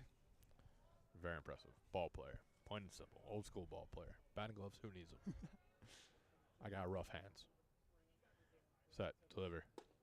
Low there. 2-1. Yeah, as the fans are out in full force tonight, not sure how much you can hear it, but definitely out there making their opinion known about the calls. That was a ball, though. That was a good call. And that one gets loose a little bit and high now, falling behind 3-1. Yeah. Don't want to be 3-1. Gotta like stabilize this right here. Set to deliver. Looking towards home plate. Deep breath. Ooh, that one looked good, but that will be a 5-pitch walk. And again, the man behind home plate, fan-wise, is letting the umpire hear it. Call it both ways. That was a strike for them, Blue. Yep. As that's Griffith's 9th walk on the season. So really doesn't walk a ton, but able to get one there. Now stepping up is back to the top of the lineup, Trent Rice. As you have the third baseman playing in slightly, trying to prevent that potential sac bunt. But with the leadoff hitter, that is also a potential base hit bunt. He's got some speed to him. That's true. Despite being the most caught player stealing a base, who was also caught today in the Horizon League. So he can steal. He's got speed, but he also can get caught. So maybe not the best jump. Sometimes doesn't read the pitcher well. Because that pitch right there is beautifully thrown on the outside corner for an 0-2 count. And it looks like he does not agree with that call. Nah, took a little bit longer of a walk down that third base line, as he didn't look too happy with it. No, not at all. Foster settle back in. Throws over. Good to see them not running this time. Yeah. I was going to say, I mean, if you're Oakland at a certain point, I'll be curious to see if they go back to that if NKU's kind of caught on to it, maybe talk to the dugout about how to prevent that from happening. Can't see what the runner or who the runner is on first base to see if he has a lot of stolen bases, but that is hit hard to the second baseman. 4, 6, 3. Got him. Twin killing right there. Pitcher best friend for the second time today. They were able to get that double play when needed. So to the bottom of the 5, 3-2 ball game. Oakland still leads.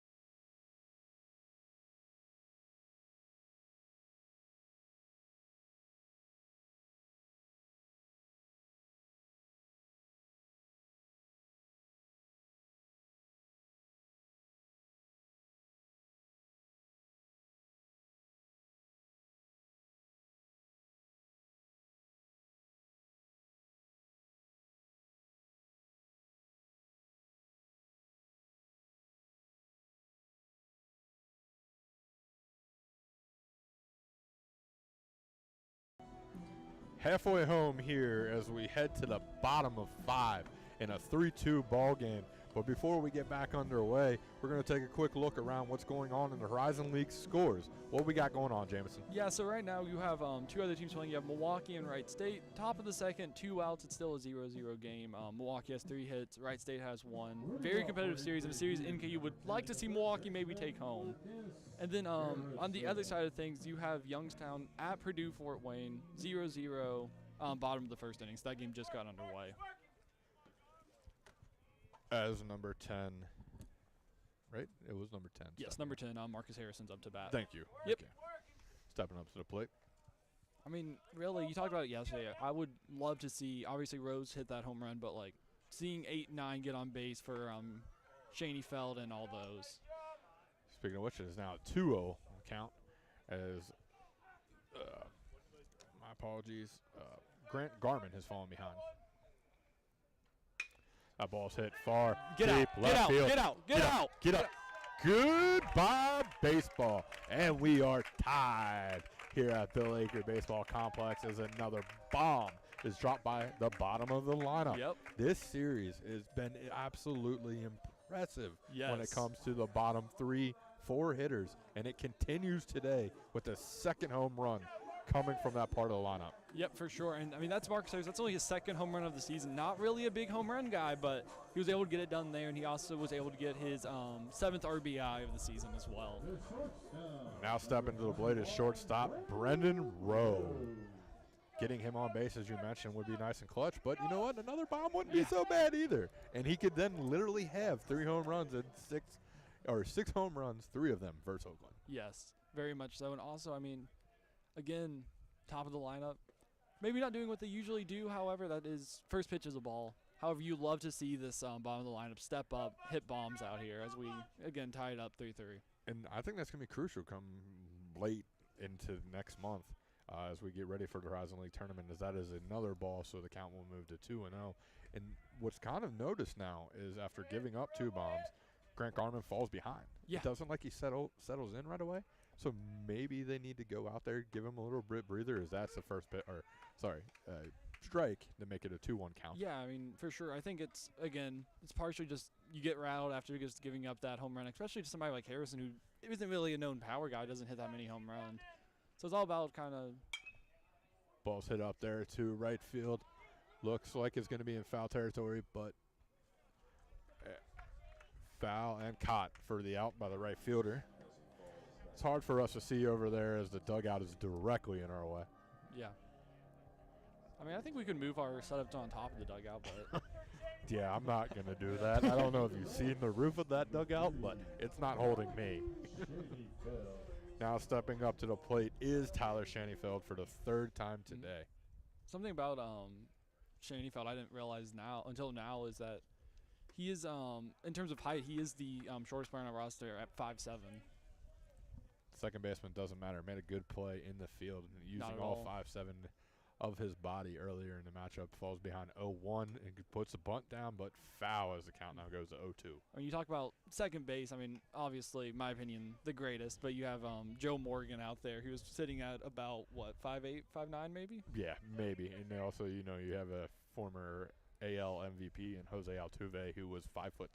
Yep. Maybe. Shaneyfeld, though, steps back in and set to deliver as the count now goes to 1-2. And that's one thing I've always loved about this game, too. The size doesn't matter. No, not at all. I mean, you have guys like Bartolo Colon running around out there.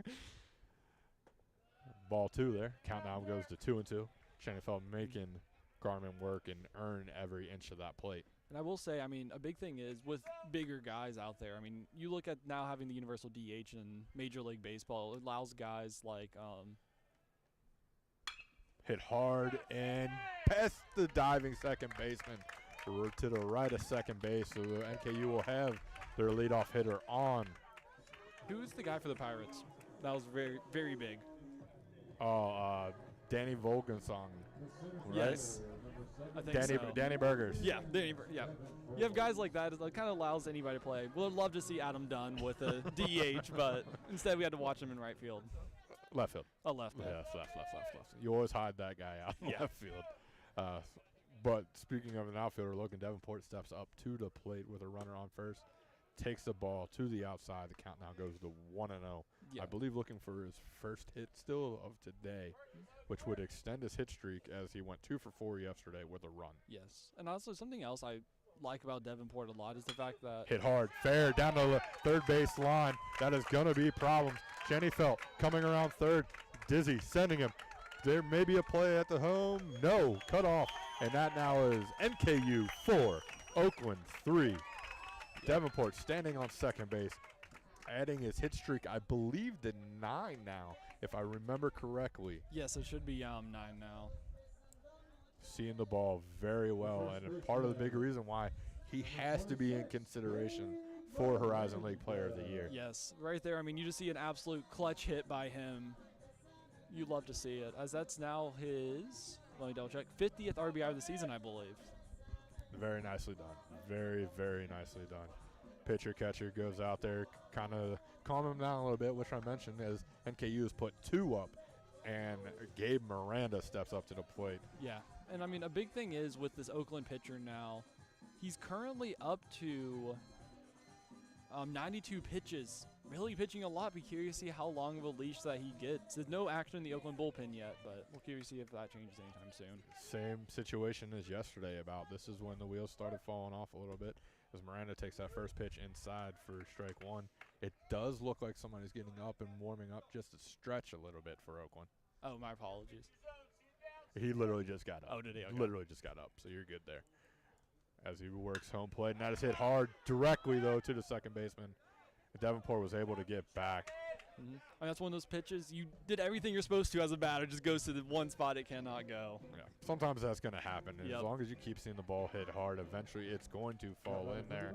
But speaking of baseballs falling in there, Josh Williams stepping up to the plate, and he has absolutely found ways to drop bombs and balls all over the field when playing against Oakland.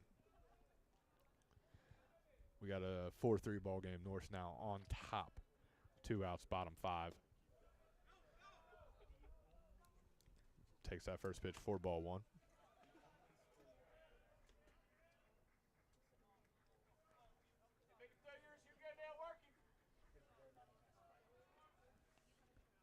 Settles in. Ball 2 on the outside. 2-0 count now for Josh Williams. Second in the Horizon League in RBIs, third in home runs, fourth in slugging percentage, and triples. So he knows how to get the ball to the outfield as he takes that one to move it to 3-0. Gotta wonder if maybe the pitcher's kind of pitching around him to get to Jake Pollock. Yeah, I mean, I think, really, I mean, you're looking at, I don't know if you really want to face anybody, especially at And this he point. walks him. 4 straight pitches, and he's going to walk that out down the first base line. Yeah, as now Pollock comes up to bat. I mean, Pollock, he's 0 for 1 with the walk today, if I'm not mistaken. Gonna be curious to see what he does here. Well, he's 5th in the Horizon League in doubles, so he can find a gap out there in the outfield and get a double. We're going to see 2 more runs come across for the Norse. But the first thing he's got to do is make some contact as Grant Garman is trying to get out of this. But a pitching change may be getting made. I don't think it's pitching. There's nobody up in the bullpen doing anything. That's weird to see the manager come out there to talk to him. Yeah, I agree, but I mean, I don't see, unless they tell one of the position players, hey, take the ball, don't see really what could happen here.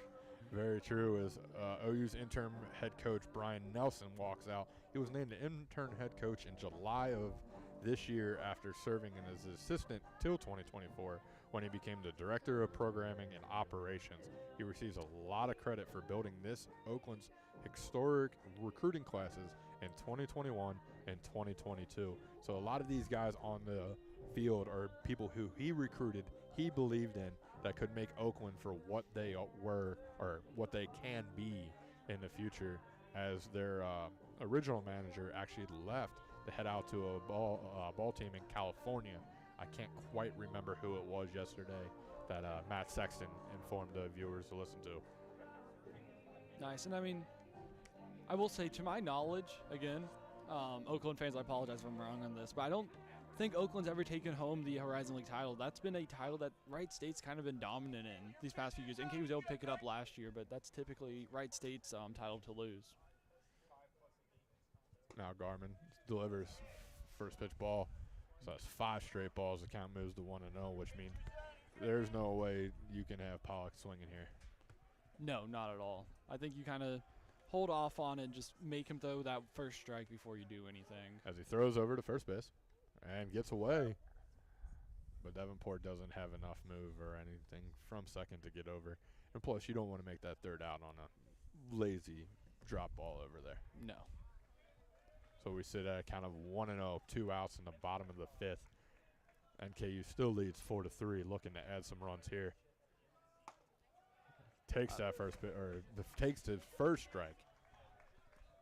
1-1. Looked a little high. looked a little high to me, but you know what? We're not the umpire.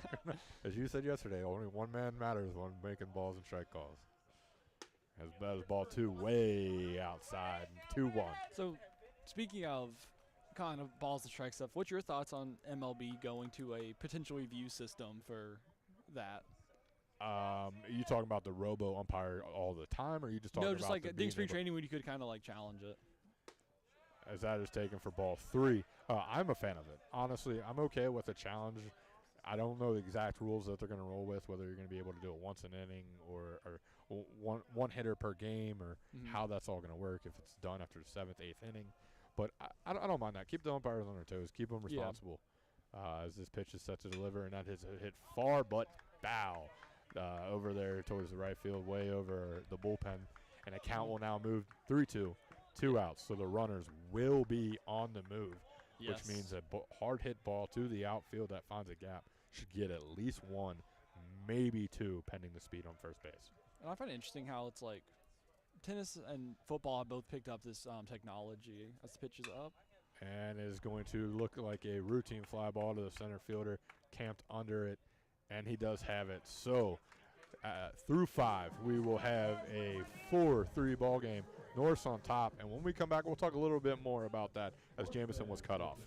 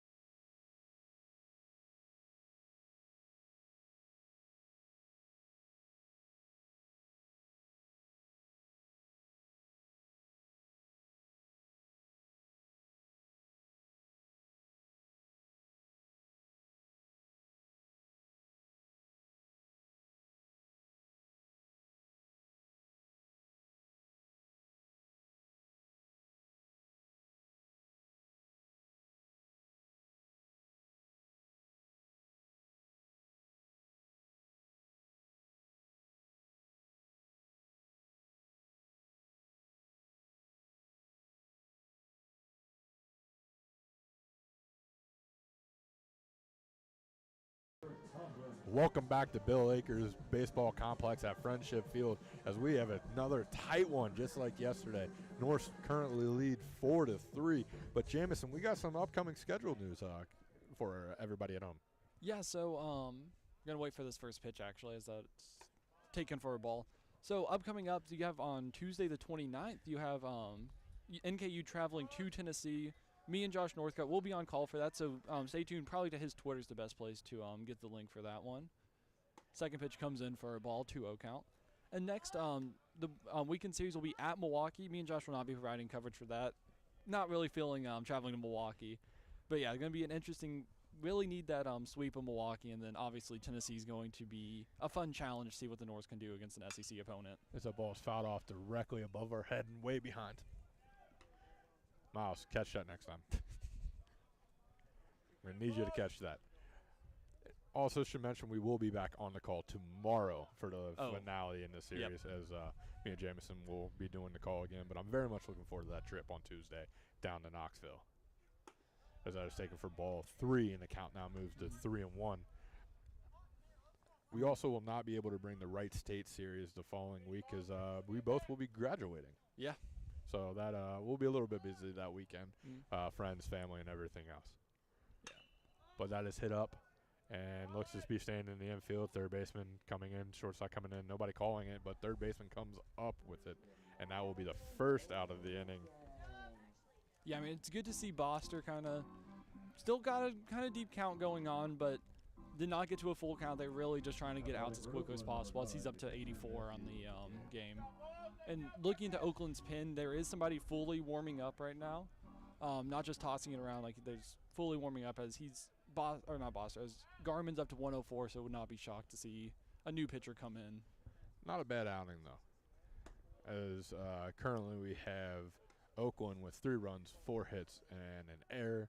The Norse, 4 runs, 4 hits, no errors, which is very nice to see as a team that has had a little bit issue in the field somewhat this year. Yeah, I mean, NKU on the season, we are let me find it. As that ball is ripped hard, deep, and that one is going to be gone. Tied ball game here at Friendship Field, as that was an absolute shot off the bat. You could tell by the sound of it that ball was gone. Miles literally just goes and hits the scoreboard as before it even gets over the wall. Yep, as that's now his 7th home run of the season, as that makes it 4-4. Can't leave that ball hanging up there for Matthew McGann. And the tradition of Oakland hitting the boom as they hit a bomb. So we have a tied ball game now. But hopefully Aaron Boster can now settle back in, get through this inning, and get the bats back up for NKU. Yeah. Stepping up to the plate is Brandon Nye, who I believe also hit a bomb yesterday. Yes, indeed, he did. He was the one that brought Oakland up 2-0 in the top of the first. And when we say a bomb, that was an absolute bomb. Yep, Dead center, 400-plus feet. Yeah. And over the tall wall. Yeah, and I think something I love about college baseball compared to, like, Major League Baseball and stuff is the celebrations and kind of the fun had – especially in that dugout, that swung on 0-2 count. Like, the fun and kind of like the atmosphere of the dugout's just so much fun in college compared to Major League Baseball. I agree with that. And you got these grown old men who are like, oh, don't let the players have fun. I don't know if you saw, actually, I'm going to bring it up after this pitch, and it's hit hard. It's just to the right of the shortstop, picked up and thrown out at first base. But the walk-off of the Red Sox minor league this week, he hit a walk-off. Mind you, not a home run, just a typical blooper walk-off. Runner scores from third. It's a single on the scorebook. Yeah. But as we're watching the ball go to the outfield, you see the bat flip. Oh, I saw that. Up on the camera. It's the highest bat flip I've ever seen in my life. And I literally was like, this is for, like, game 25. You have 100-plus games still to go. What are you doing? But it was fantastic. Yeah, that's taken for ball 1. Yeah, but I mean, my thing is with that, you launch the ball up into the stratosphere. At what point do you kind of worry about kind of nailing somebody with that on the way down? I mean, that's actually fair to believe because they're celebrating over at first base and the bat's going that way. As that count now moves to 2-0, ball just on a little bit high and on the outside corner. 2 outs currently for Oakland.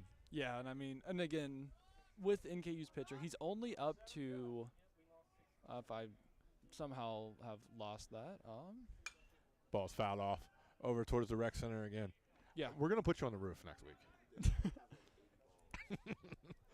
He's only up to 90 pitches on this game, so working decently well, faster than the other guy. I do think, though, if he does get out of this inning, I do think it might be time for the next person to come in. As he tries to get the breaking ball to chase, but does not have it under control. The count moves to 3-1. And that's kind of been his issue today. The breaking ball has not been there or even consistently near the plate. No, not at all. Again, count sits at 3-1 as the ball might hit a car or somebody just doesn't know how to not set off their alarm. And that ball is also fouled off towards the rec center. Just make sure that's not my truck going off. Miles, go find my truck and tell me it's my truck. And make sure there's also not a yellow ticket on it again. And if there is a yellow ticket, put it on another car. 3-2 count, 2 outs. Boz needing to find a strike right here. Deep breath. Delivers. Ball hit hard and looks to be, directly, caught there on the right field line. So that will be the third out. And through the top of the sixth, headed to the bottom of six, we have a 4-4 ball game with the Norse coming to bat. Miles.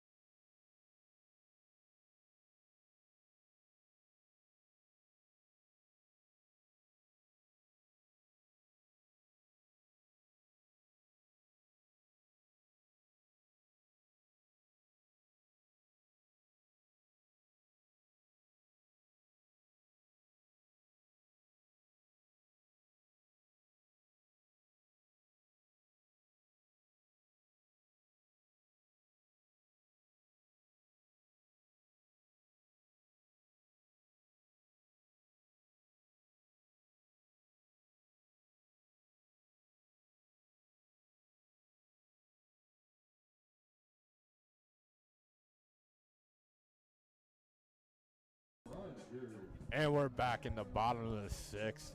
We got a tied ball game 4-4 as there's a pitcher change here for Oakland. Jameson, who we got?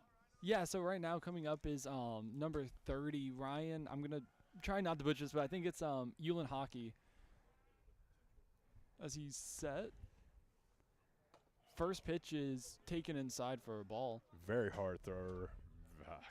Got some power there. And yeah. He's got some weight behind that baseball.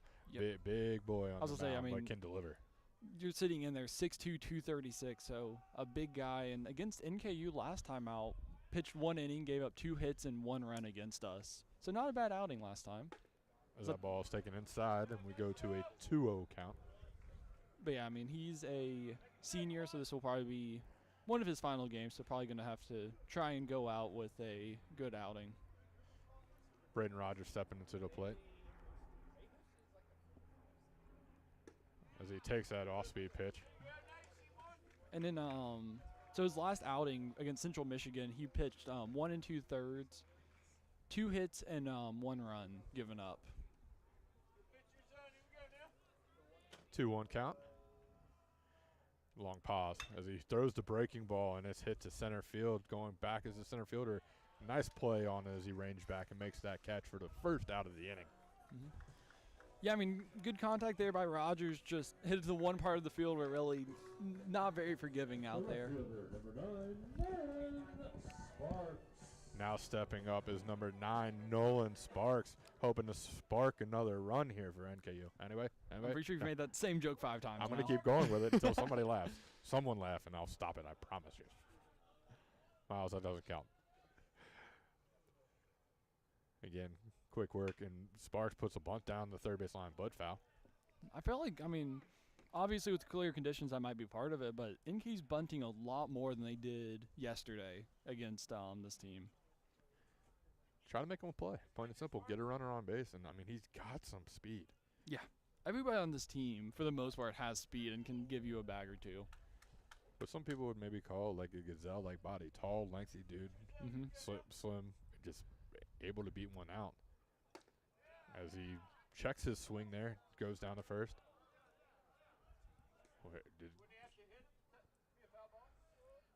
What happened? It looks like he called that a strike. So 0-2 count. Yes, I'm not sure what happened there. Yeah, Oh, interesting. he called foul. Oh, okay. Don't think that ball hit the bat, but I was okay. Typically with the metal bat, you can hear it, but As he that's foul a foul tips tip. that and catches, though, by the catcher for strike 3. Yep. Absolute quick work here by, you said, Oh, my bad. It is.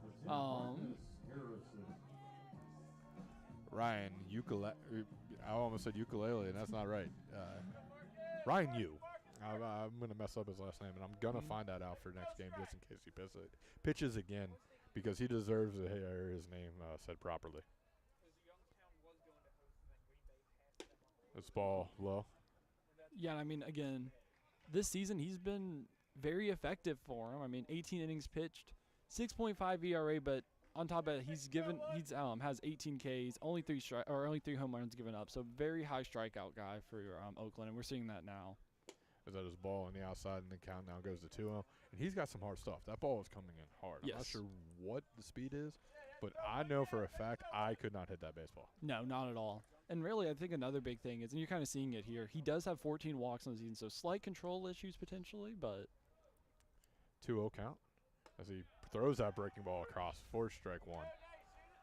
That's breaking ball. Like, the mix of the speed is very nice. yes. I'm very impressed with his pitching. Set on back in now. Gets ready to deliver. Says ball 3. Not happy with his performance there as he walks off.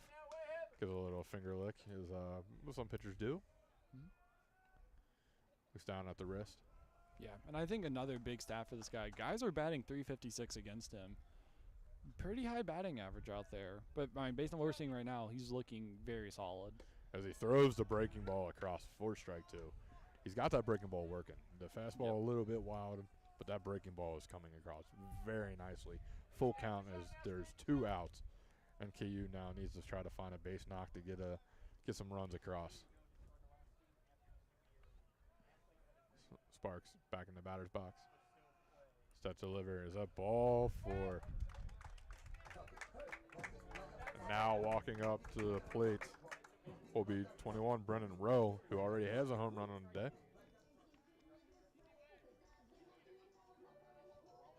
The shortstop, number 21. It'll be interesting to see what happens here with the runner on first base and it being a right-hander. Maybe how many times they throw over to try to keep him close. Yeah. Because the pickoff move is a lot more seeable than obviously the left-hander. Yeah, exactly. And I mean, Rowe though Harrison is not really a big takes ball 1. base stealer. He's 5 for 6, so I mean, he can steal bases, but I'll be curious to see how big of a lead he takes here. Right now he is about a foot away from the base. There is no lead on first base. So he's no concern. And it could be just a mindset. You let the 9-hitter hit, and you don't want to get picked off. You don't want to get thrown out of the second and put the top of the lineup, not up the bat, in the top of the 7th, at worst case scenario. Yeah, for sure.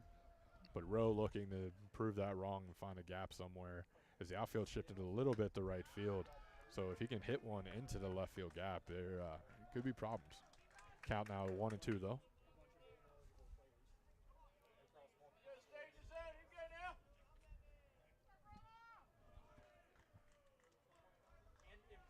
Sets back in. Pitcher looks over. Throws over.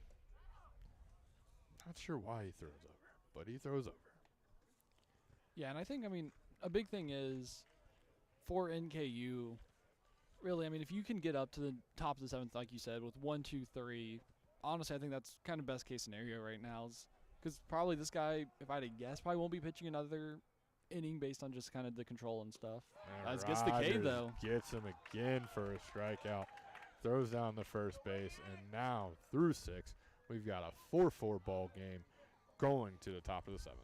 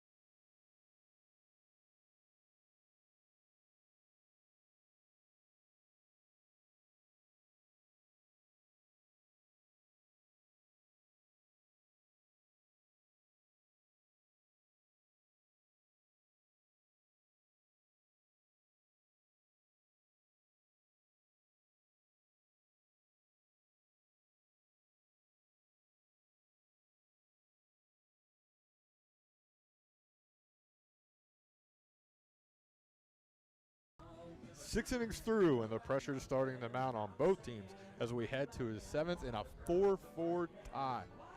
Jameson, we got a new pitcher on the mound. However, you wanted to give a little shout-out to the starter who went a solid 6. Yeah, I mean, Aaron Boster came out here, again, gave up 4 runs. This is not MLB. This is not Major League Baseball where you're kind of not a great start if you get more than 3. For Horizon League Baseball, that's great. Both starting pitchers did a good job out here. So I just wanted to say shout out to Aaron Boster for what he did. But next coming up, we have a guy that Josh is very much hyping up in Logan Wilson coming up. Yeah, the man can absolutely deal. He first time we were here, was able to pinpoint his pitches and just bring some dominant stuff, similar to what we just saw last inning from the Oakland bullpen. Yeah. He started, I believe it was Tuesday's game, and went 2.5 innings, maybe 2 1/3. So as that first pitch comes in ball, and I know I probably just announced or jinxed him, and it's going to be your fault because you made me say it. Yeah, but I mean, I will say, though, with Logan Wilson coming in here today, he is the only pitcher from Kentucky. Specifically, he's from Northern Kentucky with Erlanger, so that's fun to see. Ball fouls off the catcher, and we're going to see the traditional umpire take a little bit of extra time as the catcher stretches it out, because as a guy who caught most of his life, that does not feel good. No, not at all. So just walk it out. Hand the ball to the pitcher, slowly walk back. I hit the inner thigh of Pollock. Pollock gives a thumbs up to the umpire to let him know, hey, I'm okay. Looks around, make sure. The unwritten rule. It is a beautiful thing in baseball. A lot of people don't like the unwritten rules, but I'm a fan of it as an old school baseball fan. So now Wilson gets back to work. 1-1 count. Ball foul hard just above the dugout. NKU's dugout. Yeah, I mean, you're looking at the stats for Logan Wilson. He averages 8.6 Ks per 9, so he's a decently high strikeout guy. And in 27 innings pitched, he's pitched to a 4.28 ERA on the season, which, again, for Horizon League play, that's pretty solid. Carter Hayne is also at bat, I should mention, as he goes around. It's called strike 3. Logan Wilson gets him the chase for out number 1. Hayne goes ahead and talks to.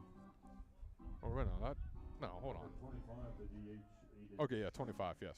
I was so confused. 25 looked like 35 for a second. Aiden Shuck is now stepping up to the plate, and he had a little talk with Carter Hayne about maybe what Logan Wilson is bringing today. Again, we have 1 out. Pitch inside for ball 1. Yeah, I mean, Aiden Shuck already today, he's 1 for 2. He got that double. He has an RBI on the game, so he's definitely going to be trying to stay hot here. Maybe hit another double, maybe hit this one further out. Who knows? Set to deliver. Strike there. Looked a little low to me, but you know what? He's been calling it, so swing the bat. 1-1. Yeah, I was about to say, there's sometimes you can watch umpires at a college level and realize why they aren't maybe a bit higher up. That's ball on the outside. But I will say he's been very consistent today. Very consistent zone. Even if it is kind of not the zone we want, it's still a consistent zone. Is now Shuck steps back into the plate. Wilson set to deliver. Ball low. Not a strike this time. Looked very similar. I'm just going to throw it out there. Looked very similar spot. But that one was a ball. So count now moves to 3-1. Yeah, and I mean, Logan Wilson on the season, 6.3 walks per 9, so he does have a slight issue with walking batters. That one, though, is 4 in there for strike 2. So the count will now go full. We have 1 out. Top of the 7th, 4-4 ball game. Yeah, and against Purdue Fort Wayne, he went 2 2/3 inning, 4 hits and 2 earned runs against them. Well, hopefully no earned runs happen today as he sets to deliver and gets another punch out, swinging. Not even close. That is out number 2 for the Norse. Now batting for Oakland, number 21, the first baseman, Jack Lutz. Jack Lux now steps to the plate. He went 1 for 3 yesterday with a ribby and a walk. So that's kind of what they're going to be looking for here. Find a way to get a runner on to get the top of the lineup back close to being up. Wilson, though, set to deliver. Throws the breaking ball in there for a strike. Been throwing the heater and now just said, hit that slider and watch what happens. No chance. taken for strike one. Yeah, see, I always find it interesting when pitchers typically, the typical pitch sequence, you go fastball, then off speed. So when you start off with that off speed pitch, it's always interesting to see. Tries to drop the off-speed pitch in there again, but the count now goes to 1-1.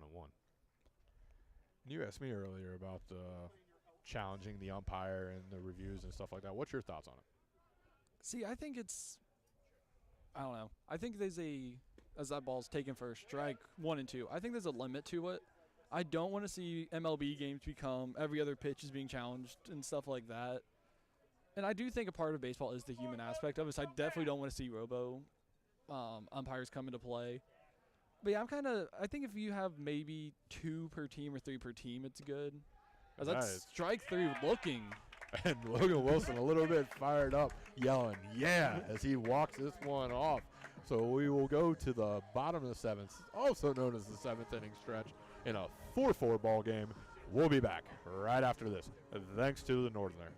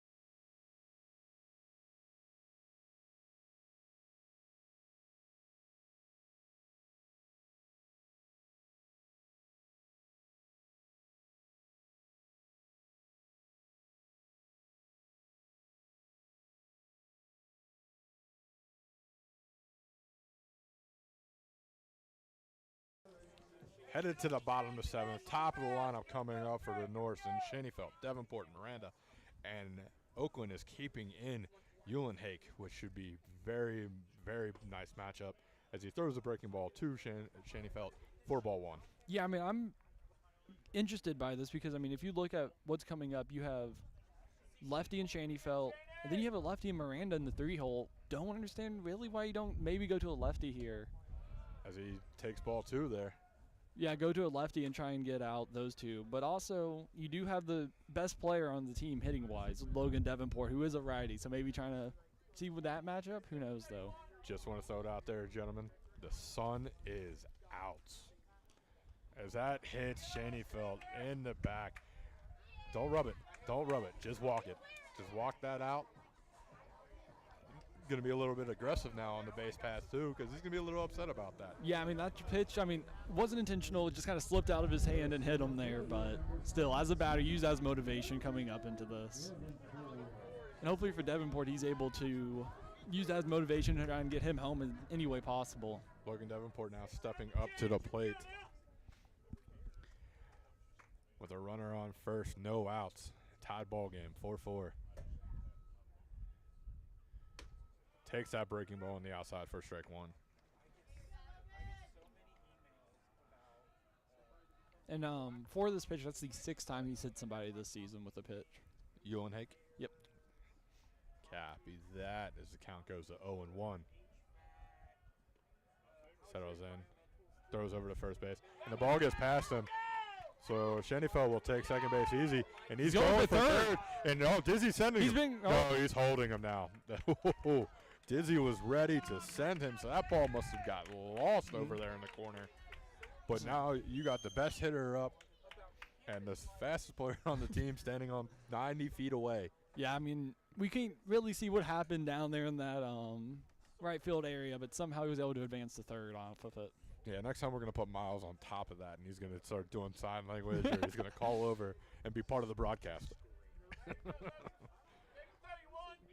Now Logan Davenport stepping back into the box. 0-0 count. Runner 90 feet away from taking a lead. Infield now in. I was about to say, do you go for the bunt here, or do you free swing it? Nah, don't take the bat out of the best player's hands. You let him swing this.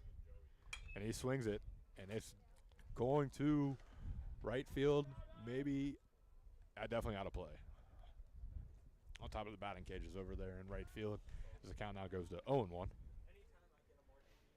Yeah, and I mean, looking at the Oakland bullpen, you have 2 players up and throwing right now, so be curious to see again how long of a leash this guy gets. I would not be shocked, though, if Chaneyfeld scores here if he gets taken out. And if my memory reminds me correctly, Davenport extended his hit streak last time at bat. So another base knock here would be very clutch, as he went 2 for 4 yesterday. Steps back in the plate. Hack set to deliver, and loses that one as the count now goes to 1-2. Trying to make him chase a little bit, which he did earlier in the game for a strikeout. So I don't hate that at all. Yeah, I mean, NKU this game early on they've kind of settled down some, but first few innings of both games they've been kind of free swinging, a lot of strikeouts going on, but they've settled down big time now and kind of letting the pitch come to them, working the count more. Hawk settles back in, and that's hit. But it might not be, but it will be good enough to get over. And safe at first, which the pitcher instantly looks over, says he wants to challenge it. The first base player, our first baseman, also said he wants to challenge it. Davenport will stay there, looking over at the dugout to see if a challenge will be made. Doesn't look like it will be. Oh, here we go. Here it comes. Comes out. Or is this to take out the pitcher? Because I don't. Again, interim head coach Brian Nelson makes his way to the pitcher's mound. So yeah. I don't believe you can review that now because of the time period. I think you only get a certain amount of time. So those rules are always a little bit confusing to me. Mm-hmm. But we got a 5-4 ball game. Norse have taken the lead at the bottom of 7. Currently, Oakland sitting with 4 runs, 5 hits, 2 errors, which is a crucial error, throwing the ball away in this inning on a pickoff move. Meanwhile, the Norse are sitting 5 runs, 4 hits, and the beautiful no errors. Yeah, I mean, again, I think I might have asked you this before, but if let's say you do get a challenge here, what exactly would they be using for the challenge? Because there's not a broadcast or anything going on today. So there is cameras technically recording in the stadium that you're able to challenge. Got it. I believe it's like that security tape that's like right in front of us. Yeah. They're technically able to review it. But that's always why I don't know why you don't broadcast more games. Exactly. So you have more camera angles yeah. where you'd be able to see. But clearly whatever they saw live makes them think that he was clearly safe. So we got a 5-4 ball game. And Miranda steps up to the plate with a runner on first, no outs. Yeah, I mean, that, again, pitch taken for a ball, but that was not a very hard hit ball whatsoever. And he, in a way, I think was kind of lucky he kind of was able to run that out because that, again, should have been a easy play to make. But I think runner on third kind of distracted him for just a split second in order to get him safe. And I think that's what it was. The runner coming home, he was wondering if he could get him out at home. Seconds guessed it, maybe even double pumped. And missed it as that ball's fouled off, and Miranda was on the run there. Davenport. Oh, Davenport, my apologies. Miranda's that bad. Yep. I know what's happening. We got a 5-4 ball game as Miranda tries to step back in the plate. Again, coming into this series with leading the Horizon League in RBI, second in batting average, and third in OPS. So he knows how to get the ball into a gap and find some space as there's this minor shift, not as deep as normal when it comes to Miranda being at bat. Yeah, and I mean you have the breaking ball there. Yeah, you have the third baseman playing up a tiny bit more than I thought he would for the situation. Again, don't know if they were just worried about the potential bunt here or what. Well, he did fake it earlier, and I believe it was the first inning when he was at bat. Put it out there a little bit, see what happens. But there is a gap where the normal shortstop would be playing, as he's playing maybe 2 feet. I faded off the ball. The shift works, though. 4, 6, 3, twin killing, unfortunately, for NKU, as now they have 2 down, and Josh Williams coming to the plate. First double play today by Oakland. which has been very friendly to NKU to get themselves out of little scares and jams today. Now batting for the Norse, the right fielder, Josh Williams. March 12th, batter of the week in the Horizon League, and it looks like that the coach will not let the right-hander face the lefty, and they will bring in potentially a left-hander or another right-hander as he runs in right now. We'll take a quick break as he's warming up, and we'll let you know who's coming in for Oakland as we have a 5-4 ball game in the bottom of the second.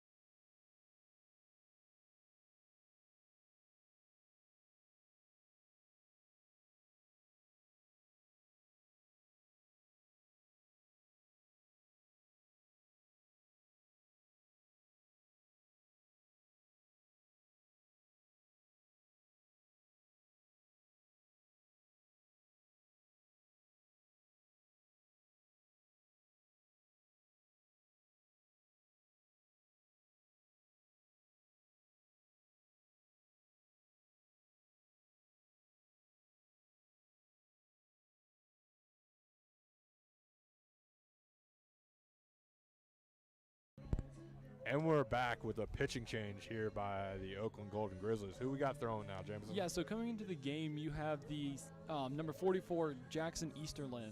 This guy, we talked about the last guy being big. He has 6'5", 207, so another big guy coming out here today. And this guy did not see any action last time we played him. However, he is coming off of a decent outing, 2/3 innings pitched, 1 hit given up, 2 walks, and then 1 earned run. And of course here, with the at the bottom of the 7th, really just trying to get that last out. Not too much pressure. I mean, you have a guy at first, but no. Yes. Yes. No. Yeah. Did we? No, No, he has double play, yeah. And then Williams got out. Yes. You got me over here second guessing myself. But yes, the double play just happened as Gabe Miranda grounded into the 4-6-3 twin killing. But Josh Williams will now be stepping up. And I'm a little bit interested, though, that they're bringing in a righty to face the lefty. But maybe he's just got better stuff that faces Josh Williams here. Or maybe there was a pitch count on the last pitcher. But could be it also. Yeah, I definitely think it's interesting that you don't go to a lefty here. But maybe they just don't want to waste a lefty because obviously those are luxury in college baseball. No doubt as Josh Williams steps into play, getting ready for that first pitch. And he's swinging right away, but grounded to the first baseman, flips over to the pitcher who is covering, and that will do it. So we are going to go to the 8th inning in a 5-4 ball game. Norse up.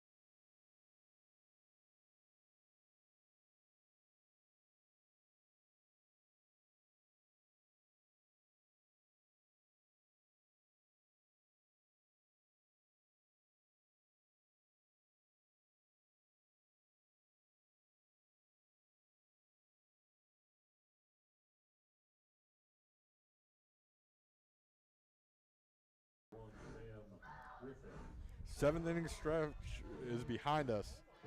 Time to get back on the move in the 8th. Logan Wilson still pitching for the NKU Norse.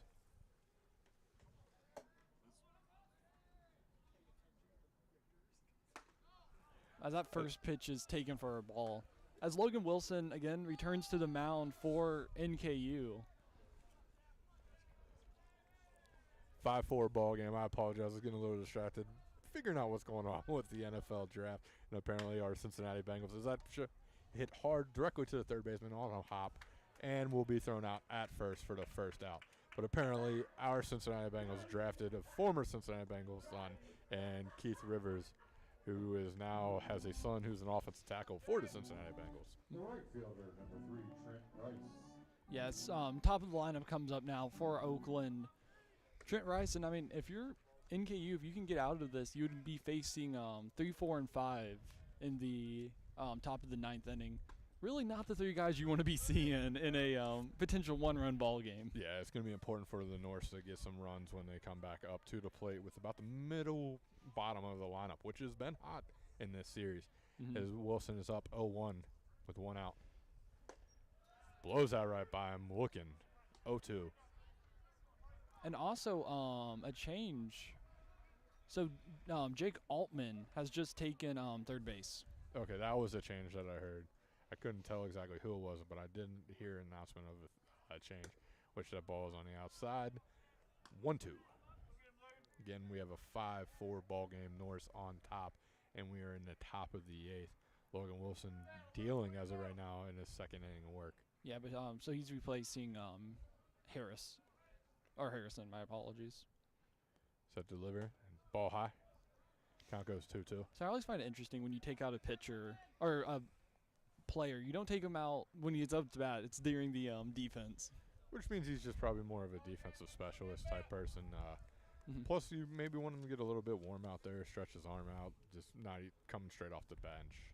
As he blows that fastball right by him for out number 2. And looking at Jake Altman, if he does come up to bat, batting .252 on the season, on base of .347, 1 home run, which he hit against EKU early on this season. Really has not played that much. I believe he started yesterday, though, if I do remember correctly, as number 5, Taylor Tomlin, steps into the plate. Hit to Altman. Gets a little easy work, and that's a simple inning. 1, 2, 3 for the Oakland, and Norse sits them all down. We got a 5-4 ball game going to the bottom of the 8th, where the Norse will look to add to their lead.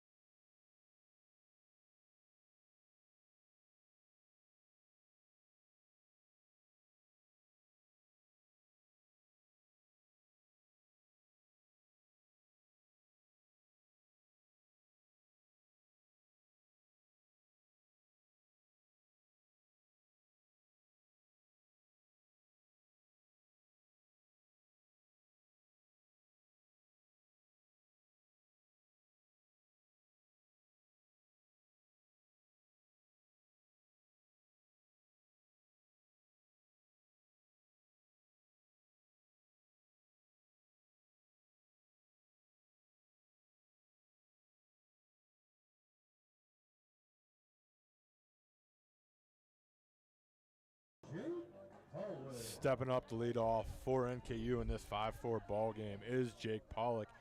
But very quickly, we want to thank the Northerner again for being able to let us do this play-by-play anytime that we do it, thanks to their YouTube page. It is greatly appreciated. And if you are on the NKU campus, definitely check out their work. As that is a ball on the outside. I believe on Monday you said yesterday we have a new magazine coming out? Yeah, so the magazine actually dropped a bit early. It It came out. We passed them all out on Thursday. So be looking around campus to come Monday. We will have them out for you guys. As that second pitch is taken for a strike, 1-1. And Easterlyn is staying in the game for the Golden Grizzlies out here. Which is understandable because, as you mentioned, one pitch last time. Yeah.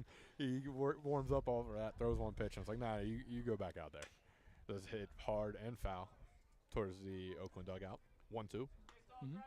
But, I mean, looking ahead, so we have Pollock up right now, who's a righty. But then coming up next is another righty in Braden Rogers. And then finally we have our first lefty, I believe. Never mind. We have all righties coming up. My apologies. Which is probably maybe why they brought him in. And they didn't bring that lefty in. Yeah. Altman, though, is a lefty, and he did just take the spot of Harrison.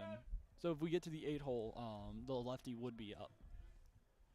Now, Set delivers. Set's hitting softly in between the pitcher and catcher. Pitcher recovers it and throws him out at first base. And a near bang-bang play, but pretty easy. As you mentioned, Braden Rogers will now step up to the plate. 5-4 ball game, bottom of the 8th. NKU looking to add to this lead. 5 runs, 5 hits, no errors, still on the scoreboard. Yeah, and I mean, like we talked about yesterday, the NKU's 2 leading save artists with 4 apiece, or with 4 and 3, Aaron Massey and Evan both pitched yesterday, so would kind of be surprised to see him out here again tonight, as that's taken for a strike. Yeah, my opinion, I'd keep Logan Wilson out there. He's been dealing, he's been getting it good. But if you have that ace bullpen guy that you believe in, then you bring him in to face that top of the lineup, power part of the lineup, 3, 4, 5 coming up for Oakland. That's a taken for a ball. Yep. 1-1 count, 1 out. Easterlyn settling back in. Coming here to Braden Rogers, who's got to be careful with because he's got a little pop to his bat. Yeah, I mean, Rogers on the season, only 3 home runs but 9 doubles, so he's definitely able to get a hold of one. Easterlyn now stepping back in as there is a minor shift as the second baseman is playing just left of the second base, and it looks to be hit hard into the gap, but third baseman makes a play and gets the throw over to first for the out. 2 down now in the bottom of the 8th. Yeah, well, it wasn't the best throw, but again, first baseman was able to dig that out of the ground pretty easily. Now stepping up to the plate is Nolan Sparks. Sparks looking to keep it going right here. Bottom of the 8 is NKU's honestly kind of needs a run. Yeah, you'd never want to go into a matchup down, only up by 1 into the 9th. That's taken for a strike. I mean, yesterday they were able to. I believe this is the same exact score as yesterday, if I'm not mistaken. It is. But Sparks on tonight's 0 for 3 would love for him to get a base hit and bring up Altman. Fouls that one off for strike number 2. Count now moves to 0-2 with 2 outs. As looking at the... You went brain dead there, huh, for a second? Yeah, I was about to say something. I was like, hold up. It's all good. Sparks now steps back into the plate and hits that ball.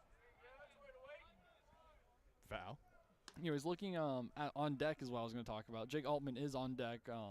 So if we do get on base here, he will be coming up. Left-hander, so it will be the lefty-righty matchup unless there is a left-hander warming up, which it doesn't look like there is. As that ball is in the dirt and taken. Now 1-2.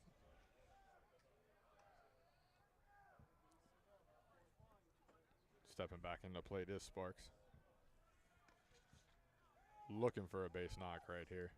Trying to find a gap somewhere.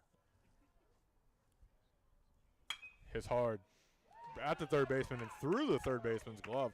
I thought he snagged it, but he did not. And that will be a base knock number 6 on the day for NKU. And now Altman will be coming up to the plate. Yeah, I mean, last series, Altman went 3 for 13, 3 runs scored, 2 walks. He did not play this game on Tuesday, he didn't. So I'll be curious to see what he's able to do today. He leads the team and the Horizon League in sack bunts, but in this situation with 2 outs, that is not what they're going to be looking for.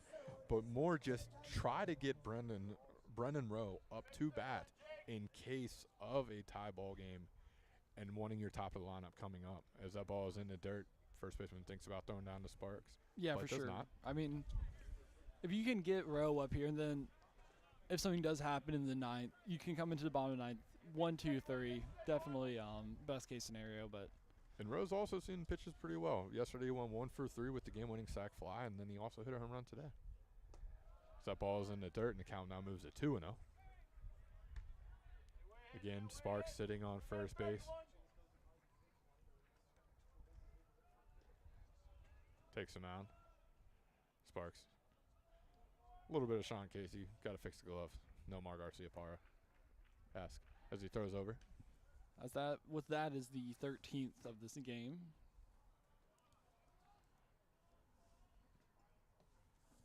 Set on back in. Easterlin with the pitch.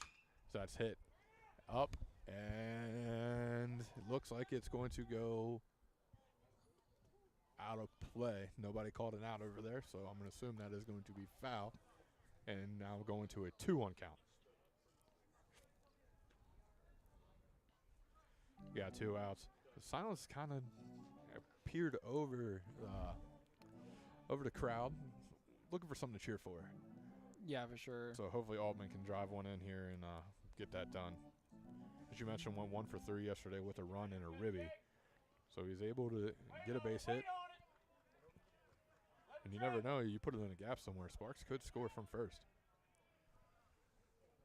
Settles in, throws over to first. I will say one stat that I think NKU is going to definitely want to address for this game and then future games. Game 1, we left 8 on base.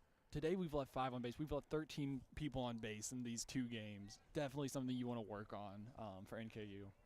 5 isn't horrendous, but it is definitely, like you said, 13 is at his hit into right field and is going to fall in there in front of the right fielder. Sparks going to first to third. Altman getting held at first base. So doing exactly what he needed to. Brendan Rowe now will be coming to the plate. Men on first and third, 2 outs.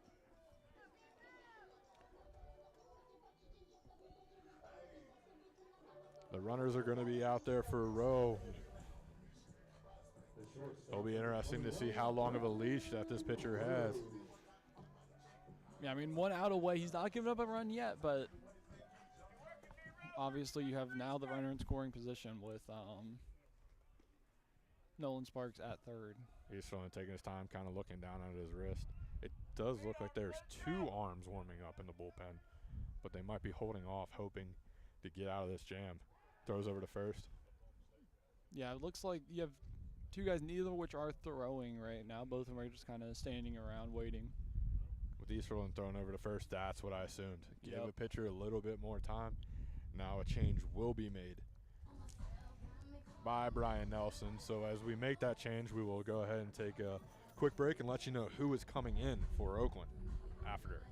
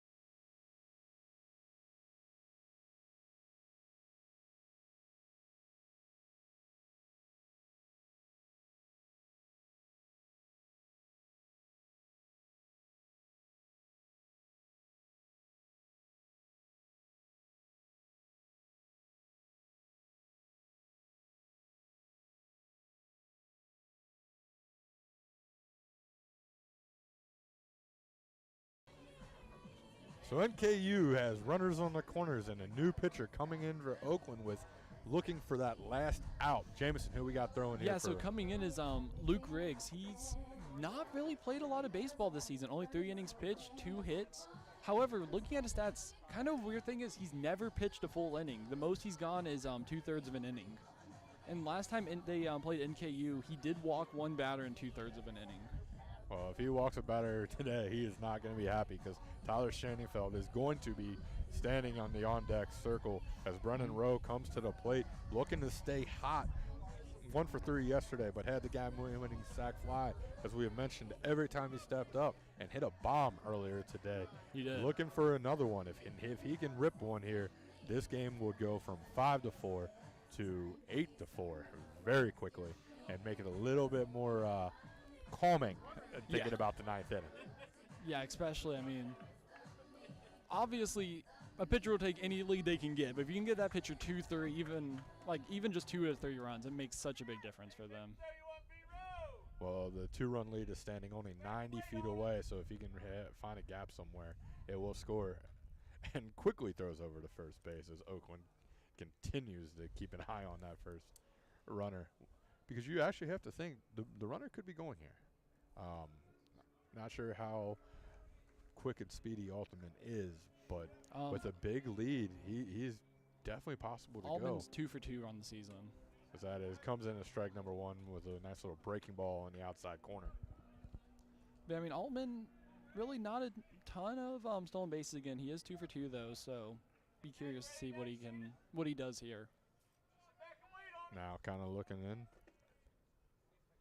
Riggs set to deliver, throws over again to first base. But you also have to be thinking, if you're NKU, do you want to risk it and then all of a sudden you have 9-1 and 2 coming up in case of a tie and not 1, 2, and 3? That's a very, very good point. But you know who only knows that answer? Dizzy. True. As mentioned, 5-4 ball game, 0-1 count, Riggs set to deliver. Hit hard right up the middle and past the second baseman. That run will score. So NKU will take a 6-4 lead. And coming up to the plate is Tyler Shanefeld. Yeah, I mean, right there, just got a pitch that he can hit and blooped it straight over into. A little more than a bloop. That was a nice hard shot, and it came off nice over the bat. Hit hard just to the right of second baseman. But now you got the man who is second in triples and doubles in the Horizon League.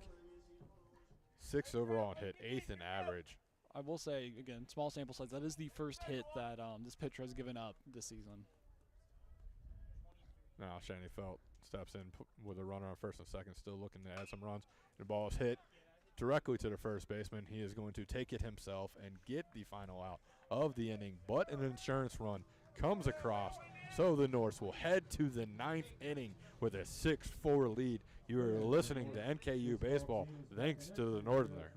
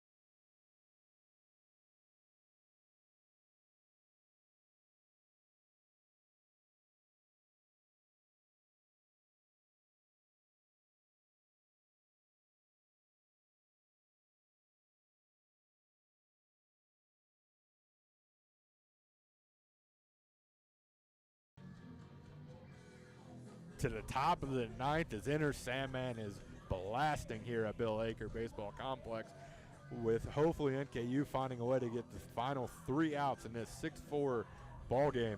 We're going to take a quick look around the Horizon League scores. Jameson, what we got? Yeah, so currently you have Wright State's up 3-2 at the top of the 5th against Milwaukee, and then going over to Purdue-Fort Wayne, Purdue-Fort Wayne is up 7-4 at the bottom of the 3rd. 2 decently close games. Hopefully Milwaukee's able to pull this one out against Wright State, however. As Wilson gets set. Oh, first pitch, very inside. Nearly hit the batter right there. I actually thought it either hit the bat or the batter. It sounded like it, but that is a very, very scary situation when the ball gets up that high. Yeah, I mean, it sounded like it hit something. Luckily, it did not, though. Matthew McCann now stepping back in the plate. Got to be a little bit motivated. Got brushed back on that one. As that ball comes back on the inside, but foul down the third base line. Count will go 1-1. That was a good hard hit ball, though, right there. Hit a bomb earlier in the game, so but want to clarify, it wasn't like NKU was sending a message there. Nobody in sports is throwing a high heat fastball like it's the 90s in Roger Clemens. Wilson tries to go off speed and just misses out on the outside. Count goes to 2-1.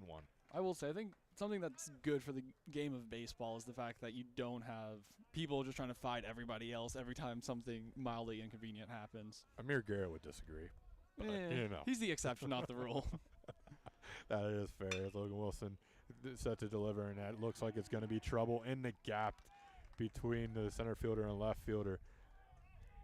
Matthew McGann is going to stand on second base, get the dugout a little bit cheerful, and now with a runner on second doesn't mean much, but the tying run is coming to the plate, and it is Brandon Nye, who has already hit a home run in this season or series, and we know has the power to do it. Yeah, I mean, going into this at bat again, he has given up. He has hit a home run this series. Kind of a scary situation for NKU, but again, hopefully we're able to work out of this because we do have that extra insurance run. It's not like it's make it or break it now with that runner on second. This first pitch hit hard to the second baseman. The runner will get to third, but they will get the first out of the inning as the runner now gets 90 feet closer, standing on third base. Yeah, I mean, coming up now is longer. You have 1 for 2, 1 walk on the game today. So, again, 90 feet away. Luckily, though, that run kind of put on the back burner in a way because at the end of the day, if he scores, you can still win the game 6-5. Third baseman playing a little bit tight in order to make sure that they can't bunt. Meanwhile, the rest of the infield is playing pretty deep as that ball is in the dirt, and good block by Pollock. Got to give credit to him again. He's had a fantastic game. Threw that runner out at second, attempting the steal, which you never know. In a 2-run game, that could have been crucial. Yeah. And then also just blocking the plate and everything else. We're not getting the errors of the wild pitches. Very, very good game again by Jake Pollock. Yeah, for sure. This is set to deliver for strike 2. That was strike 1. I apologize. Yeah, strike 1, but that was a massive hack at the ball. He wanted to hit that thing 2,000 feet. That was tie the baseball game right there, kind of swing. Set to deliver. Is that his hit? Foul. And, I mean, if you are looking at third right now, he's creeping up massively on these pitches. Obviously, you don't want to throw over there, but a massive, massive lead. Well, he's now backing up a little bit to play a normal position as with 2 strikes and being down 2 runs. You're not going to have him bunt here. So No. The entire infield is playing deep, including second base, shortstop on the grass. Delivering. Ooh, and he's going to get hit, and that had to hurt. That one is going to hurt. As he's kind of rubbing it off a little bit.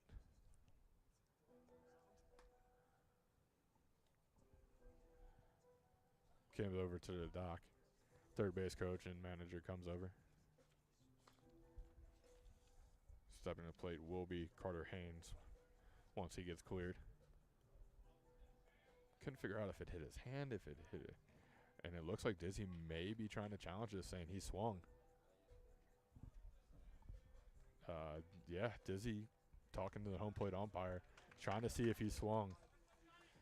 A little bit of a clap as he runs over to first base as the tying run has now reached. Dizzy Dizzy is going to call for a review. And I mean, I can't blame him because it did look like he went around. Yep, that's what I was thinking when it first happened, but I mean, here we go. And our fan favorite who lets the umpire hear it also said he went around. Yeah. So it's going to be a review, and it's a big review because that would be strike 3, but they're talking it over. Third base umpire trying to explain to Dizzy what he saw. As of right now, we'll have runners on the corners, first and third. Only one out for Carter Hain. Went 1 for 4 with a K. Leads the Horizon League in at-bats, and there will be a review, which honestly in the 9th inning, you got nothing to lose, just like yesterday. Use it. Use it or lose it. I mean, hopefully we get a quicker review than we got yesterday. We're not sitting here for an additional 10 to 15 minutes. Very true. But, yeah, no, for sure. You definitely just review that. And, I mean, coming up, the guy coming up, he's 0 for 3, like Josh said, with 2 strikeouts. But he was able to get a base hit last time out. He's also coming into this one 2 for 10 with a ribby, and the scary thing, a home run. Now, also talking to the home plate umpire is interim head coach Brian Nelson, trying to get an explanation of what happened. The door is being shut, so we're not going to see inside the booth like the door did yesterday a little bit. But as you mentioned, hopefully this is quicker than yesterday. Yeah. Because boy, oh boy, that last review probably could have played multiple Jeopardy songs. I think they literally finished 2 songs. NKU players kind of just standing around. Logan Wilson blowing on his hand, trying to stay warm. I'll be curious to see if Wilson maybe gets a few pitches in here in between, just to make sure your arm's not sitting for too long during a review. It's also interesting as, unfortunately, we can't see down the right field line if maybe there's an arm warming up in a 6-4 ball game. You mentioned that they use both their closers in this situation normally yesterday, but if he only needs to get an out, maybe 2, could you bring one of them back in to get it done and then be done? I mean, that's a good question. I mean, I don't know the handedness of the guys coming up. I mean, Massey and Fry are both right-handed pitchers. I'll be curious to see what NKU does here. Especially, I mean, so Massey was the one with the save yesterday. I'll be curious. Logan Wilson is trying to stay warm right now as we wait, and we are family, Blairs. And I should also add, right now the wind kind of picked up a little bit, and it is blowing out of the ballpark. Again, something NKU does not want to see, as a crucial run is runner is sitting on first base. Yeah, for sure. I mean, it's definitely not the idealist of situations as the sun is trying to creep back out again. It's been going back and forth. Right now the sun has decided, though, for the 9th inning it will come and let us see some. And this is a situation where, again, the umpire is going to have a tough call. Similar to yesterday, unfortunately we don't have a review like we did yesterday as the game was coming to an end. But they are coming out. Discussion has been had. Call stands, hit by pitch. Runner will get first base. So we are now top of 9, 1 out. Yeah. Carter Hain coming to bat.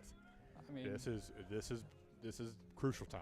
Yeah. Logan Wilson needs to settle down, and it's I know asking a lot, but you know what? One of those pitcher best friends one more time to end this one would be really, really nice to see. Yeah, for sure. And I mean, if you're Wilson, you just accidentally hit somebody with the baseball. Again, that was not intentional. It was an accident. It does rattle you a bit as a pitcher. You also had to think about it a little bit, but now settles back in, looks over at first and third. Quick throw there to first base. It'll be interesting also to see if that runner considers going. I'm not sure what his stolen bases are if you're able to look that up. And speed-wise, but Dizzy now, similar to the last outing, going to make a walk out to and make the move, call into the bullpen. So we're going to go ahead and take a quick break as we figure out who is coming in. And we'll also let you know a little bit about the runners currently on base as we have a 6-4 ball game. Men on first and third, 1 out, pitching change coming.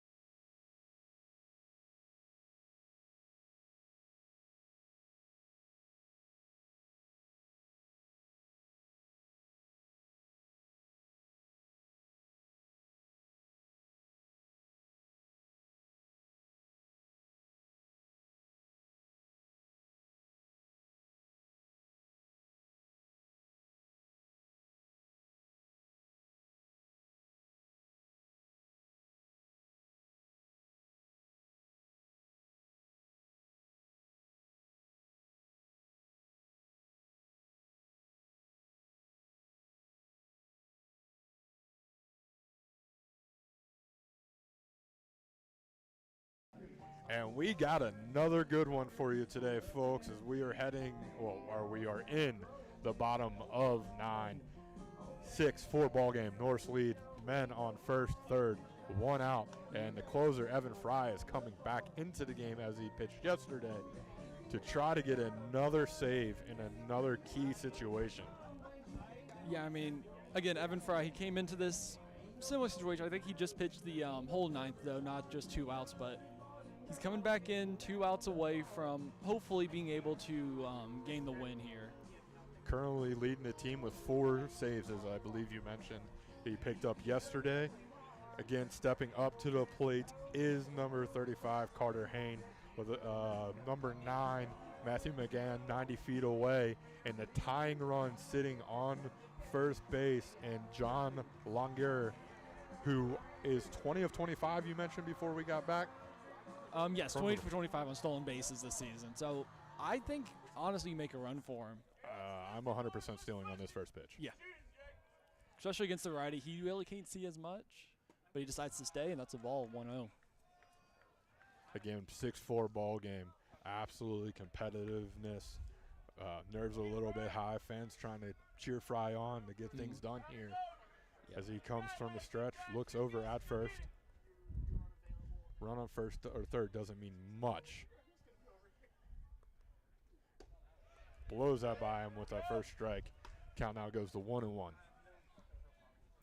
Yeah, I mean, the one thing about Fry is he's averaging nearly 11, 10.91 Ks per 9 innings. Very, very high strikeout guy out there. But he does also have some walks. I mean, 6 per 9 innings, so he does have a slight control problem if he's not able to get to the strike zone. No runner going there as it's taken, tipped, and struck for number 2. We got 1 ball, 2 strikes. Fry looking for a big strikeout right here if he can get it. Yes. I'll tell you what, though, if I'm the guy on first base, I'm thinking off-speed pitch here, which maybe gives you an extra step. I'm stealing I was about to say, he has a big lead off first right now. Fry bounces, delivers the pitch. There and the runner is off. And his hit and gap, hit and run works there as the runner will go from first to third. 1 out again. Big time hit, and the tying run is officially 90 feet away.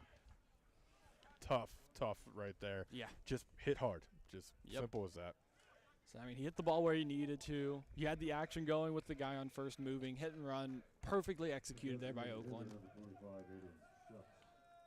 Now stepping up is Aiden Shuck. Looking for a base knock to tie this one up. Fry looking for a double play. As he puts down the bunt, and the ball is going to go foul as Miranda quickly picks that ball up, and the runner will go back. Kind of a not full squeeze, but semi-squeeze on there. So if you're Northern here, do you fully play in with that bunt, or what do you do? It looks like Altman's over there asking, do you want me to hold him on? Do you want me to play in?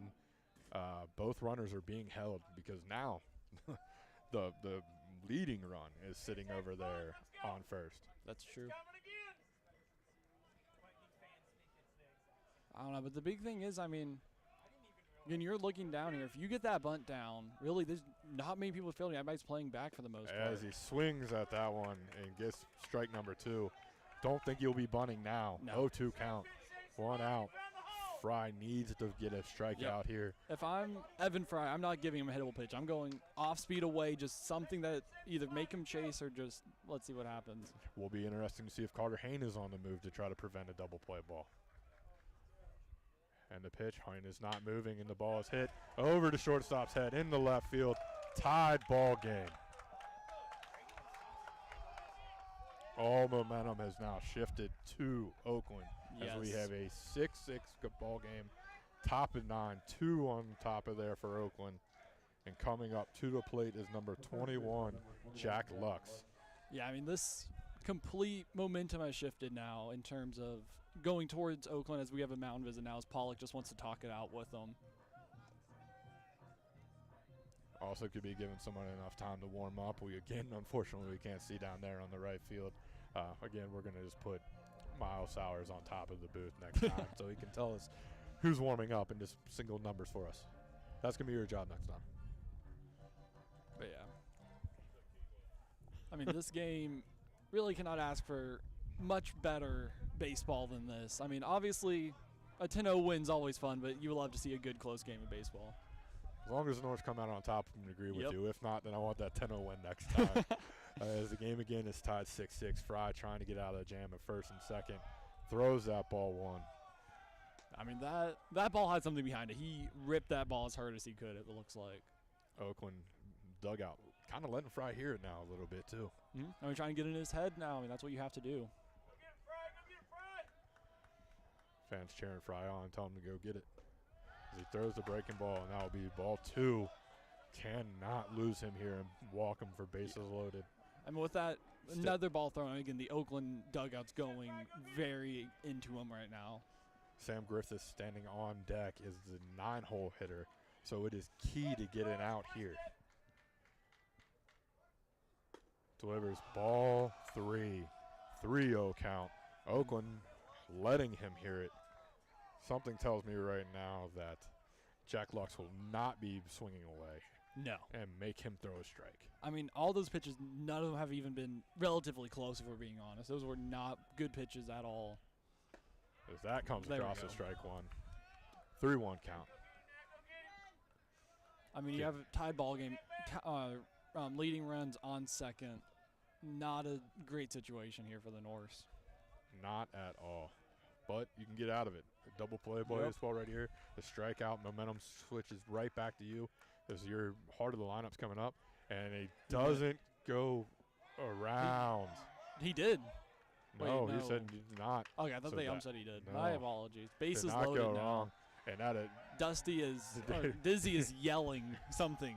yeah, Dizzy is not happy about that. And I don't disagree. That's a hard call also to make though, because he's literally standing there behind the pitcher, or just I guess right of the pitcher, left of us at home plate. Yeah, I mean, Now stepping up is Sam Griffith, 0 for 2 yesterday with a walk, but I mean, the one, if you want to call it an advantage, at least you do get an out on all bases now in terms of trying to get a double play. and that's a ball 1 as Oakland dugout continues to let him hear it. Just you can feel the momentum switch. The fans gotten a little bit quieter. Oakland's getting a little bit louder, and this ball is just not finding the strike zone. Infielders coming in. That's ball 2. Yeah, I find it interesting now how, I mean, I guess you're just trying to, let's say they do hit just soft contact in the infield, you can get that out at home as their main goal. It's also not knowing the speed of Sam Griffith personally. Looks like he kind of scored it around the bunt just to mess with the pitcher's head as he throws strike 1 right there. There we go. All 3 runners with a pretty big lead. So if he can find a gap out there in the outfield, He's going to score all runs 3. are going to score. Yeah. Runs are going to score. The first base runner is playing about as far off as the first baseman. This is ball 3. He has nowhere to put him. He's got to give him a pitch. 3-1 count. Personally, I'll tell you right now, I know it's a hard thing to do, but I'm taking this pitch. I'm making him throw a strike. He just walked the next batter. Well, he Or already last has a batter. 3-1 count up on him, so he's already gotten 1 strike. I think the main thing is, As that's hit foul, and we will now go full. 3-2, 1 out. Bases loaded. that ball was hit very, very hard. Fry has to find the strike zone. He here. does. Nowhere else to put a runner. Can't walk in the run. Got to make them make a hit if they're going to put a run on. Here it comes. And the pitch. And it's hit hard over the shortstop's head. 1 run's going to score. 2 runs going to score. And we now have Oakland 8, NKU 6. Things have kind of just unraveled here at Friendship Field.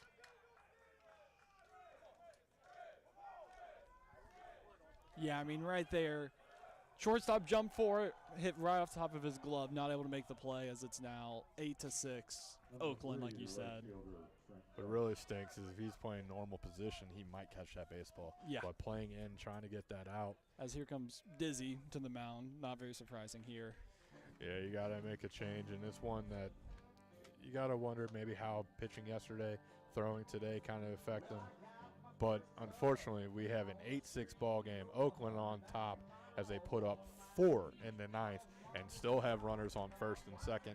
We'll be back after this quick break to let you know who is coming in for the Norse.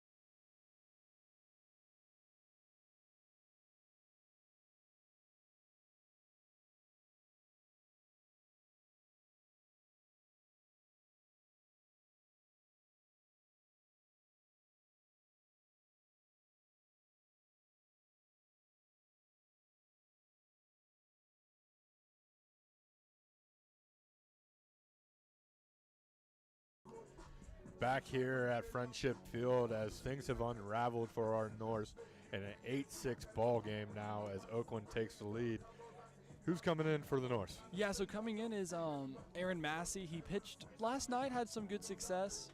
However, I mean, again, short rest. Really don't know how that arm will always be feeling, but we can hope for the best. For Evan Fry, obviously, his arm might not have been 100% out there.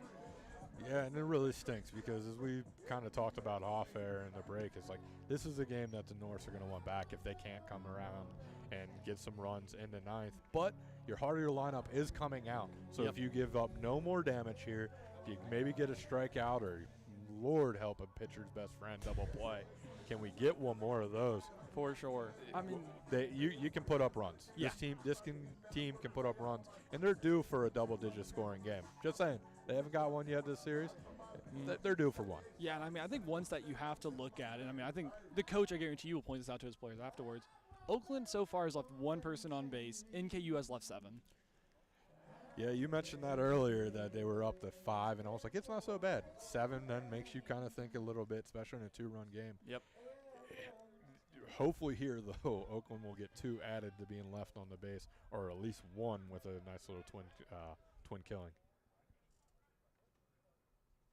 Set to deliver, and that's a ball low. Yeah, and I mean, you talked about this some earlier. The fans are nearly dead silent. Meanwhile, the Oakland dugout's going nuts. They love this, but the fans have they quieted down big time compared to what we had.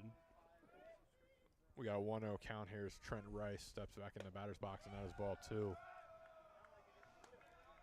Can't find the strike zone on his first 2 pitches. No, I mean, Massey, per 9 innings, he walks about 6.5 guys, so really the control has been a slight issue with him.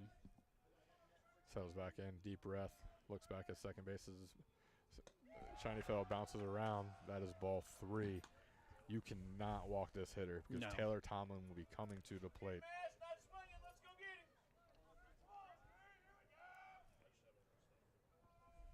Norse trying to settle in.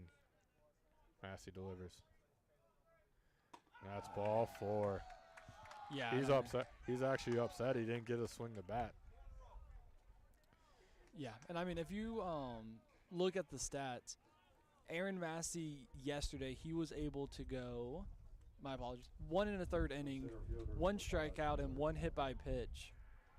Really here, I mean, he's walked the first batter. So technically second base runner that he's had this series that's caused by him.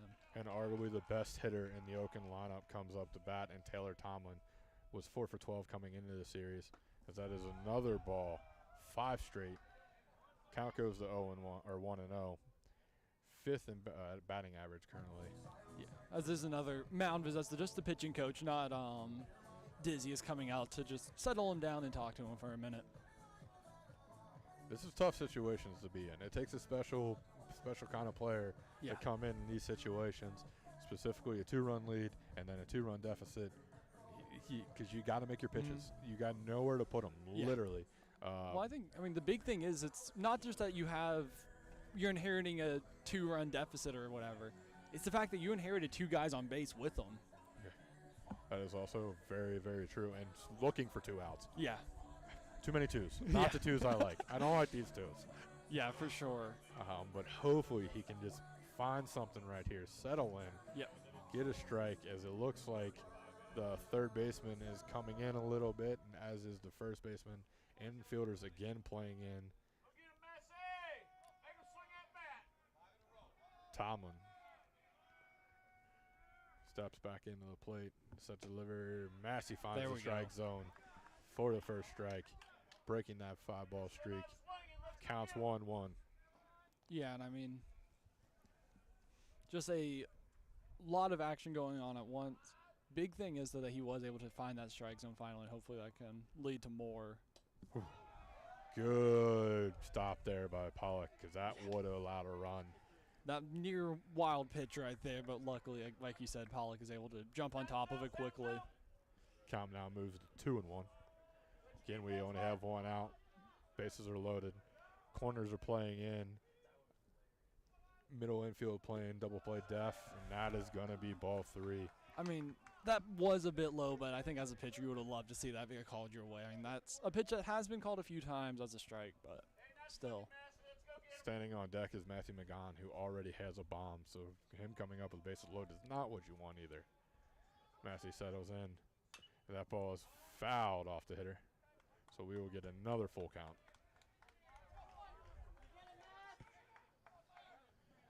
Three-two count, 1 out, 8-6 ball game. Oakland has the lead after a 4-run ninth. Yeah, I mean, again, you've said this multiple times, but NKU, if they do end up dropping this, it will be a game they look back on at the end of the season and say, we should have beat them. Taylor Tomlin back in there. Massey set, delivers.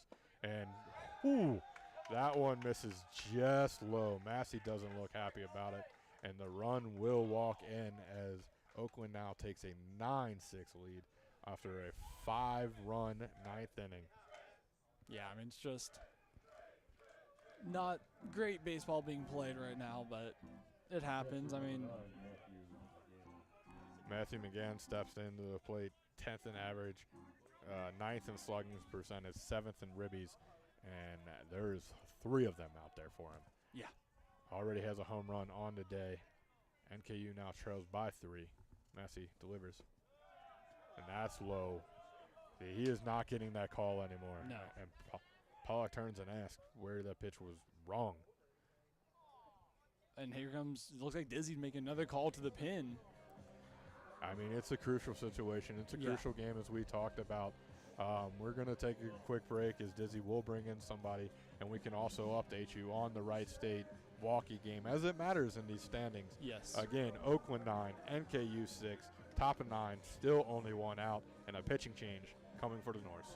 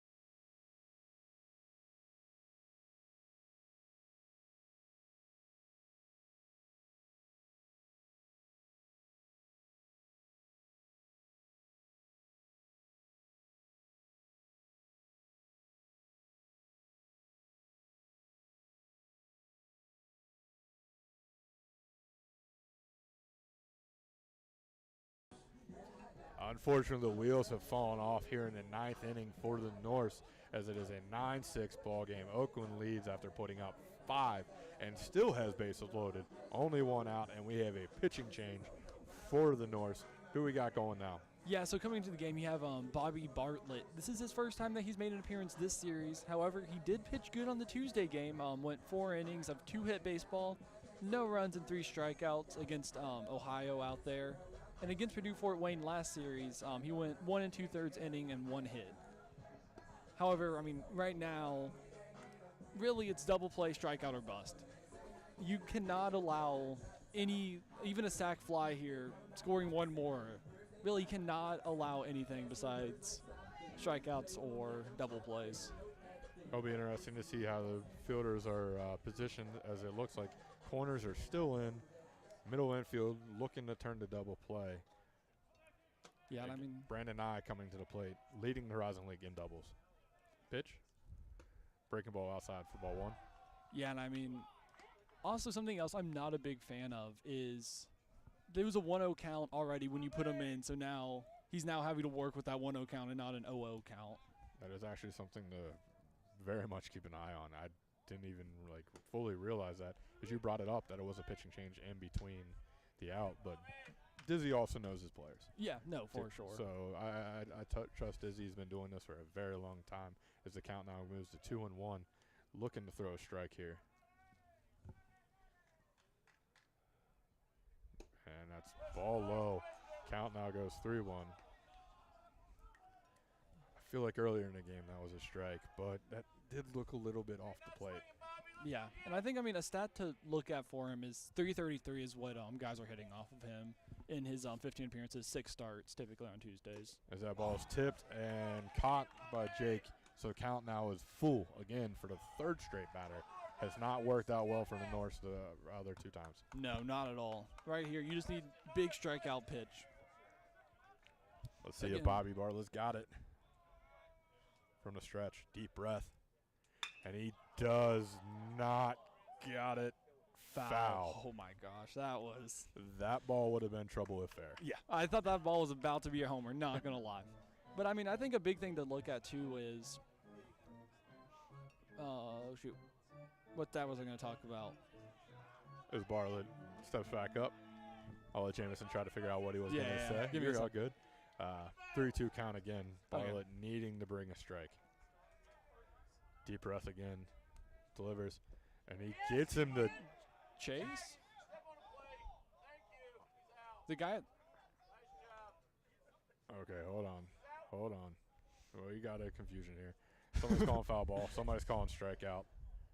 I definitely don't think that ball was hit. I will say something I've noticed, and I think part of the and the Jeopardy music. Yeah, I think one of the issues has been NKU. I mean, obviously, easiest way to go double play balls, you hit it low in the zone, try and get them to hit it out.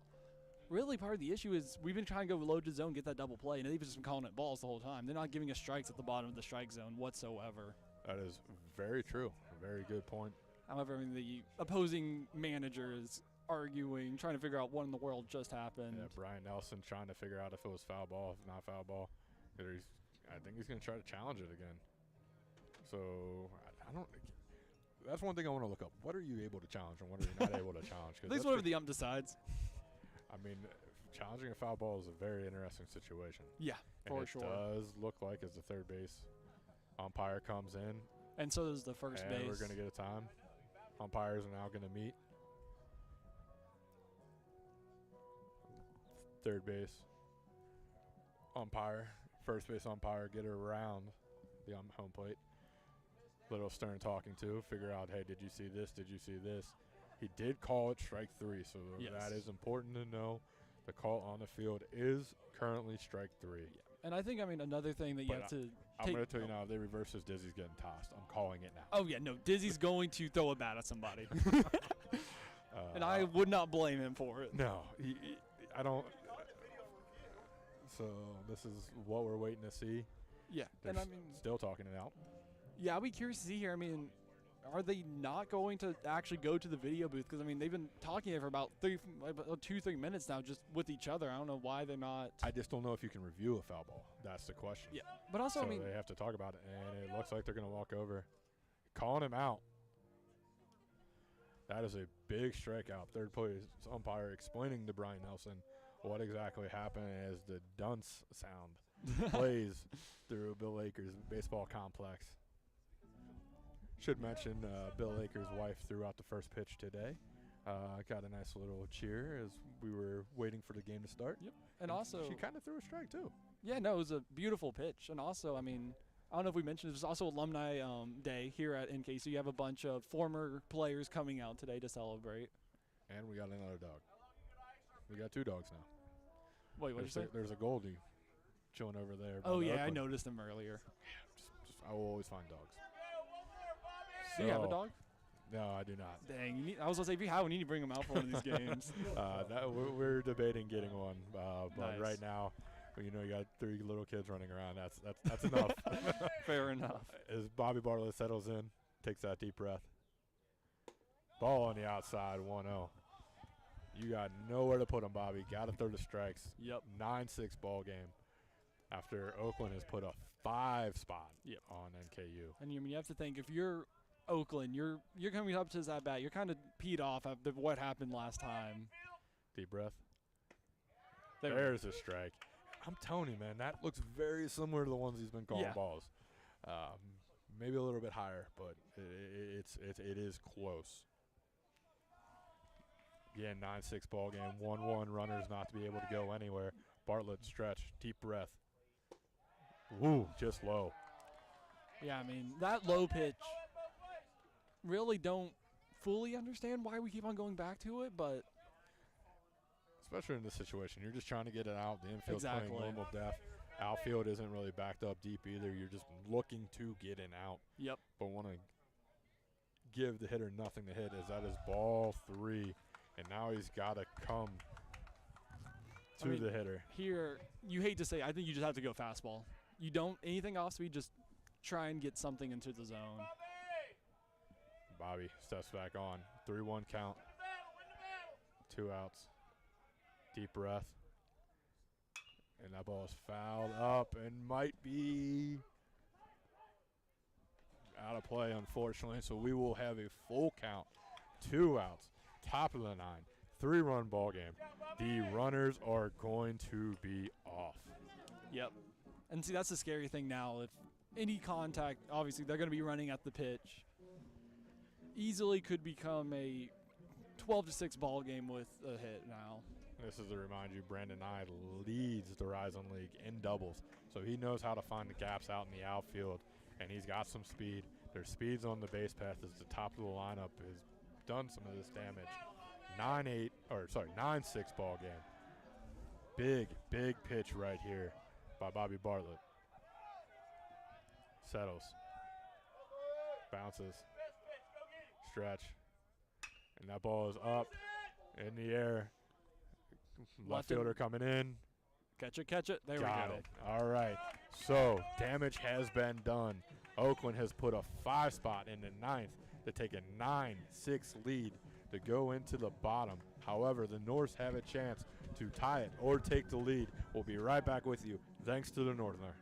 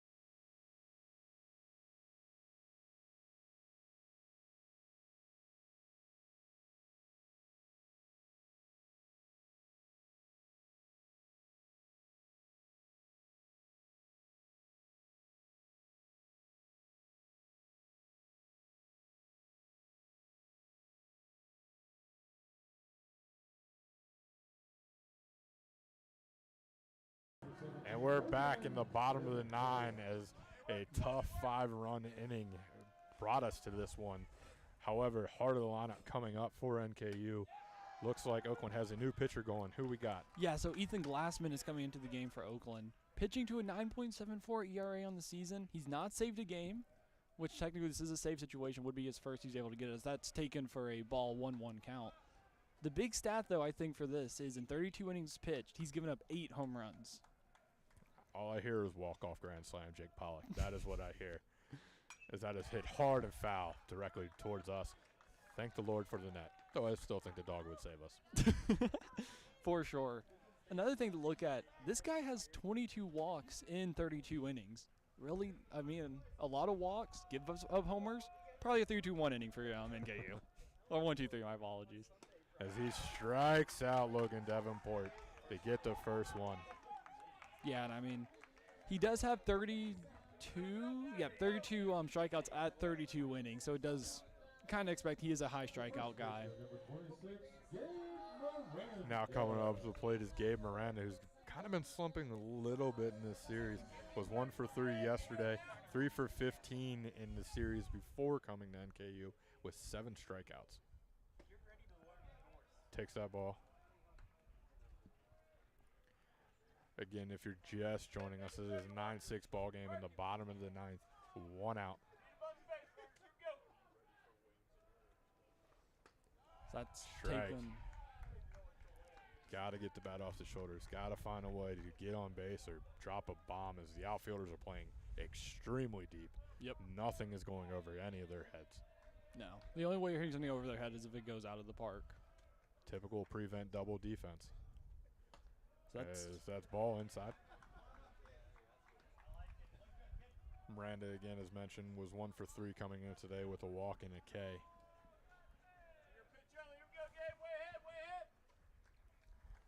Trying to find a base hit somewhere.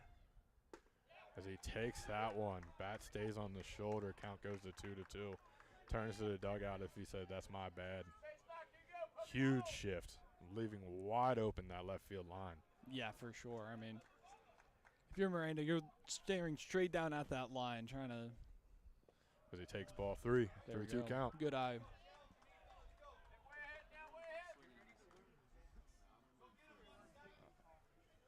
Looking around, Miranda takes a deep breath. He is 0 for 3 on the day.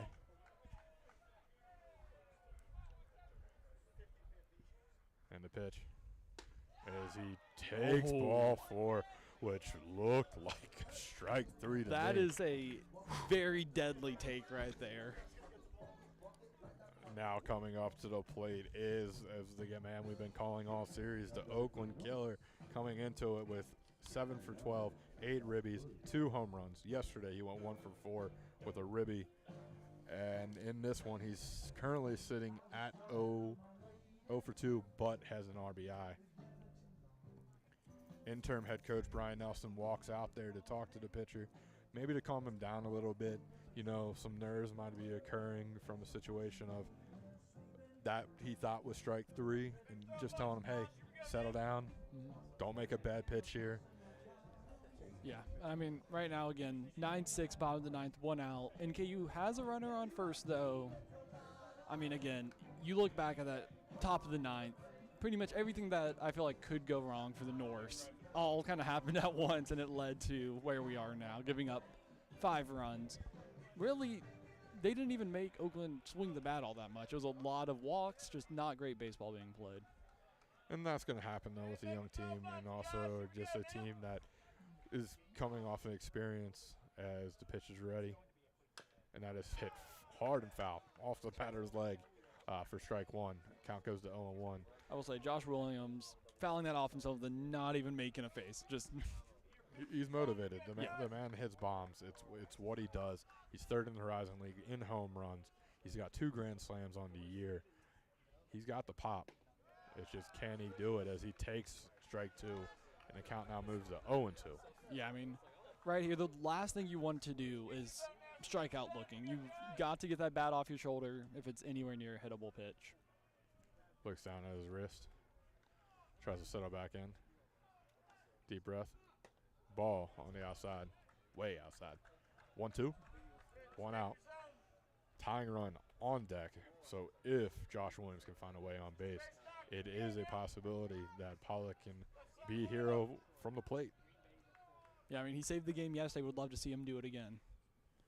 As he takes ball 2, count now moves to 2-2. I mean, you were talking about that shift with Miranda. The third baseman is currently playing where a shortstop would play. Complete wide open in left field if he's able to bloop one over there. Yeah, but you got to think as a pitcher, especially as a lefty, you're going to keep everything inside and not be able to let him pull that ball down the left field line. 1,000%. The pitch. That ball is up in the air, and it looks like the right fielder will be under it. And it will for out number 2. So NKU is down to their final out, trailing by 3. But stepping to the plate is Jake Pollock. 0 for 3 yesterday with a walk and a strikeout. I mean, yeah, Pollock today, he is 0 for 3 again with 1 walk. So similar to what he did yesterday, but that means he's due. That's my opinion right here. He is absolutely due. Find a way to get Braden Rogers up the bat. And the pitch, taken for ball 1. Good eye right there from Pollock. I'm going to say that has not been a strike on the second half. As the catcher, he knows. Yeah, and I will say something else that you don't usually see from NKU, but it makes sense. Trying to pick him off at first as he throws over again. Yeah, but Miranda is not really leading off there at all. He's not even remotely thinking about. Actually, never mind. He's taking a decent gap right now. But I highly doubt that he will run for it. Because he's hit. Pollock gets hit. Mind you, he did not try to move. No. He's like, I'm going to get on base any way possible. So now Braden Rogers will step to the plate.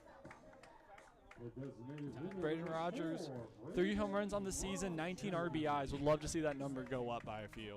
0 for 4 on the day.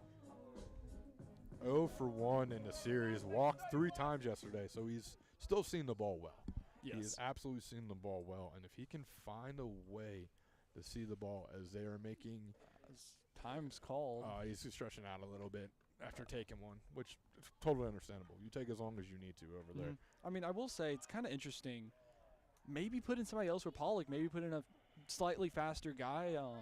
Because, I mean, you do have Sam Bond to play backup catcher for you, but it looks like they're going to stick with Pollock out there. As he takes strike 1. Again, Braden Rogers, 0 for 1 in the series with 3 walks, and then 0 for 4 today. So technically 0 for 5. But he just needs to find a way to get on base to give Nolan Sparks a chance. Yeah, as the first baseman's not keeping him on at all. Fouled hard off the leg, and the opposite shift this time around. Oakland completely 3 defenders on the left-hand side. Second baseman's kind of holding on the runner at second, but that run doesn't mean anything, especially now with an 0-2 count. This is a tough situation as a hitter because you know he's going to throw you junk. Yep. But what if it's that one time he just believes in his stuff and he throws you the pitch? Yes, 1,000%. And here it comes. It's ball high. Like I said, a lot of times you try to get a hitter to chase, and nobody loves a high fastball. Nope. More than me.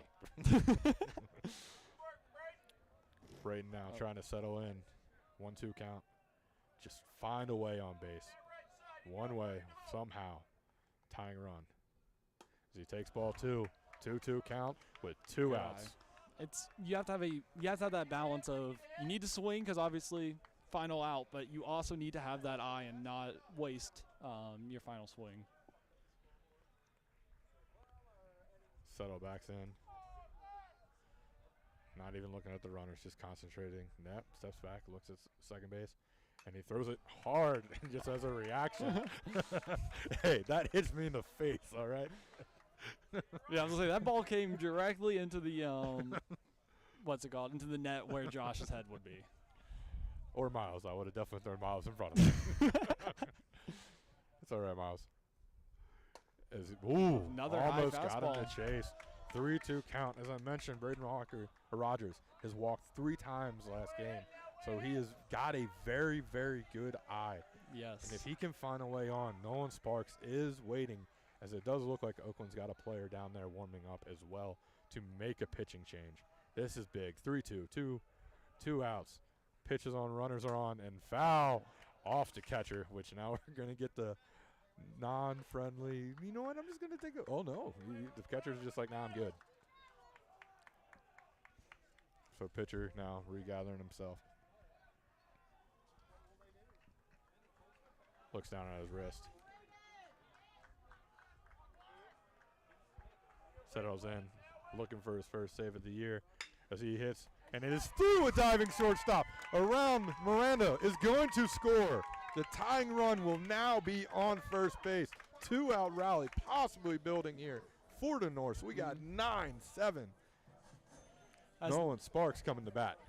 Yeah, I mean, that's just hard hit ball. I mean, the shortstop, correct me if I'm wrong, he did get his glove on it, but just kept on going, and luckily he wasn't able to stop it. Correct. I'll be honest with you. I don't know if he's throwing anybody out there anyway. That ball was hit hard enough, and he was on the ground. Yep. It would have took a very pin-perfect throw Yep. to one of the bases. And interesting, they're keeping in the pitcher for the righty. Very interesting as Sparks' looks on. Ball one. On deck, it looks like it will be Altman. Yep, Altman staying in the game. Winning run at the plate, tying run standing at first. That ball's hit, and it's going to be caught by the left fielder. So unfortunately for the Norse, it is going to be a 9-7 loss here at Bill Aker Baseball Complex at Friendship Field. It is the first loss in 9 games here at Bill Akers. It is a series tying loss and series tying loss, and then not only that, but they lost the season series now to Oakland. So it is a very big win for Oakland. As tomorrow now we'll have the battle one apiece, and NKU will need to find a way to come out with a victory. Yeah, and I mean, looking around the league, obviously, this loss, it's difficult. But adding on to it, Wright State is also currently up 7-2 against Milwaukee. So the game you gained yesterday, you unfortunately are probably going to drop back down. But all things said, one bad inning.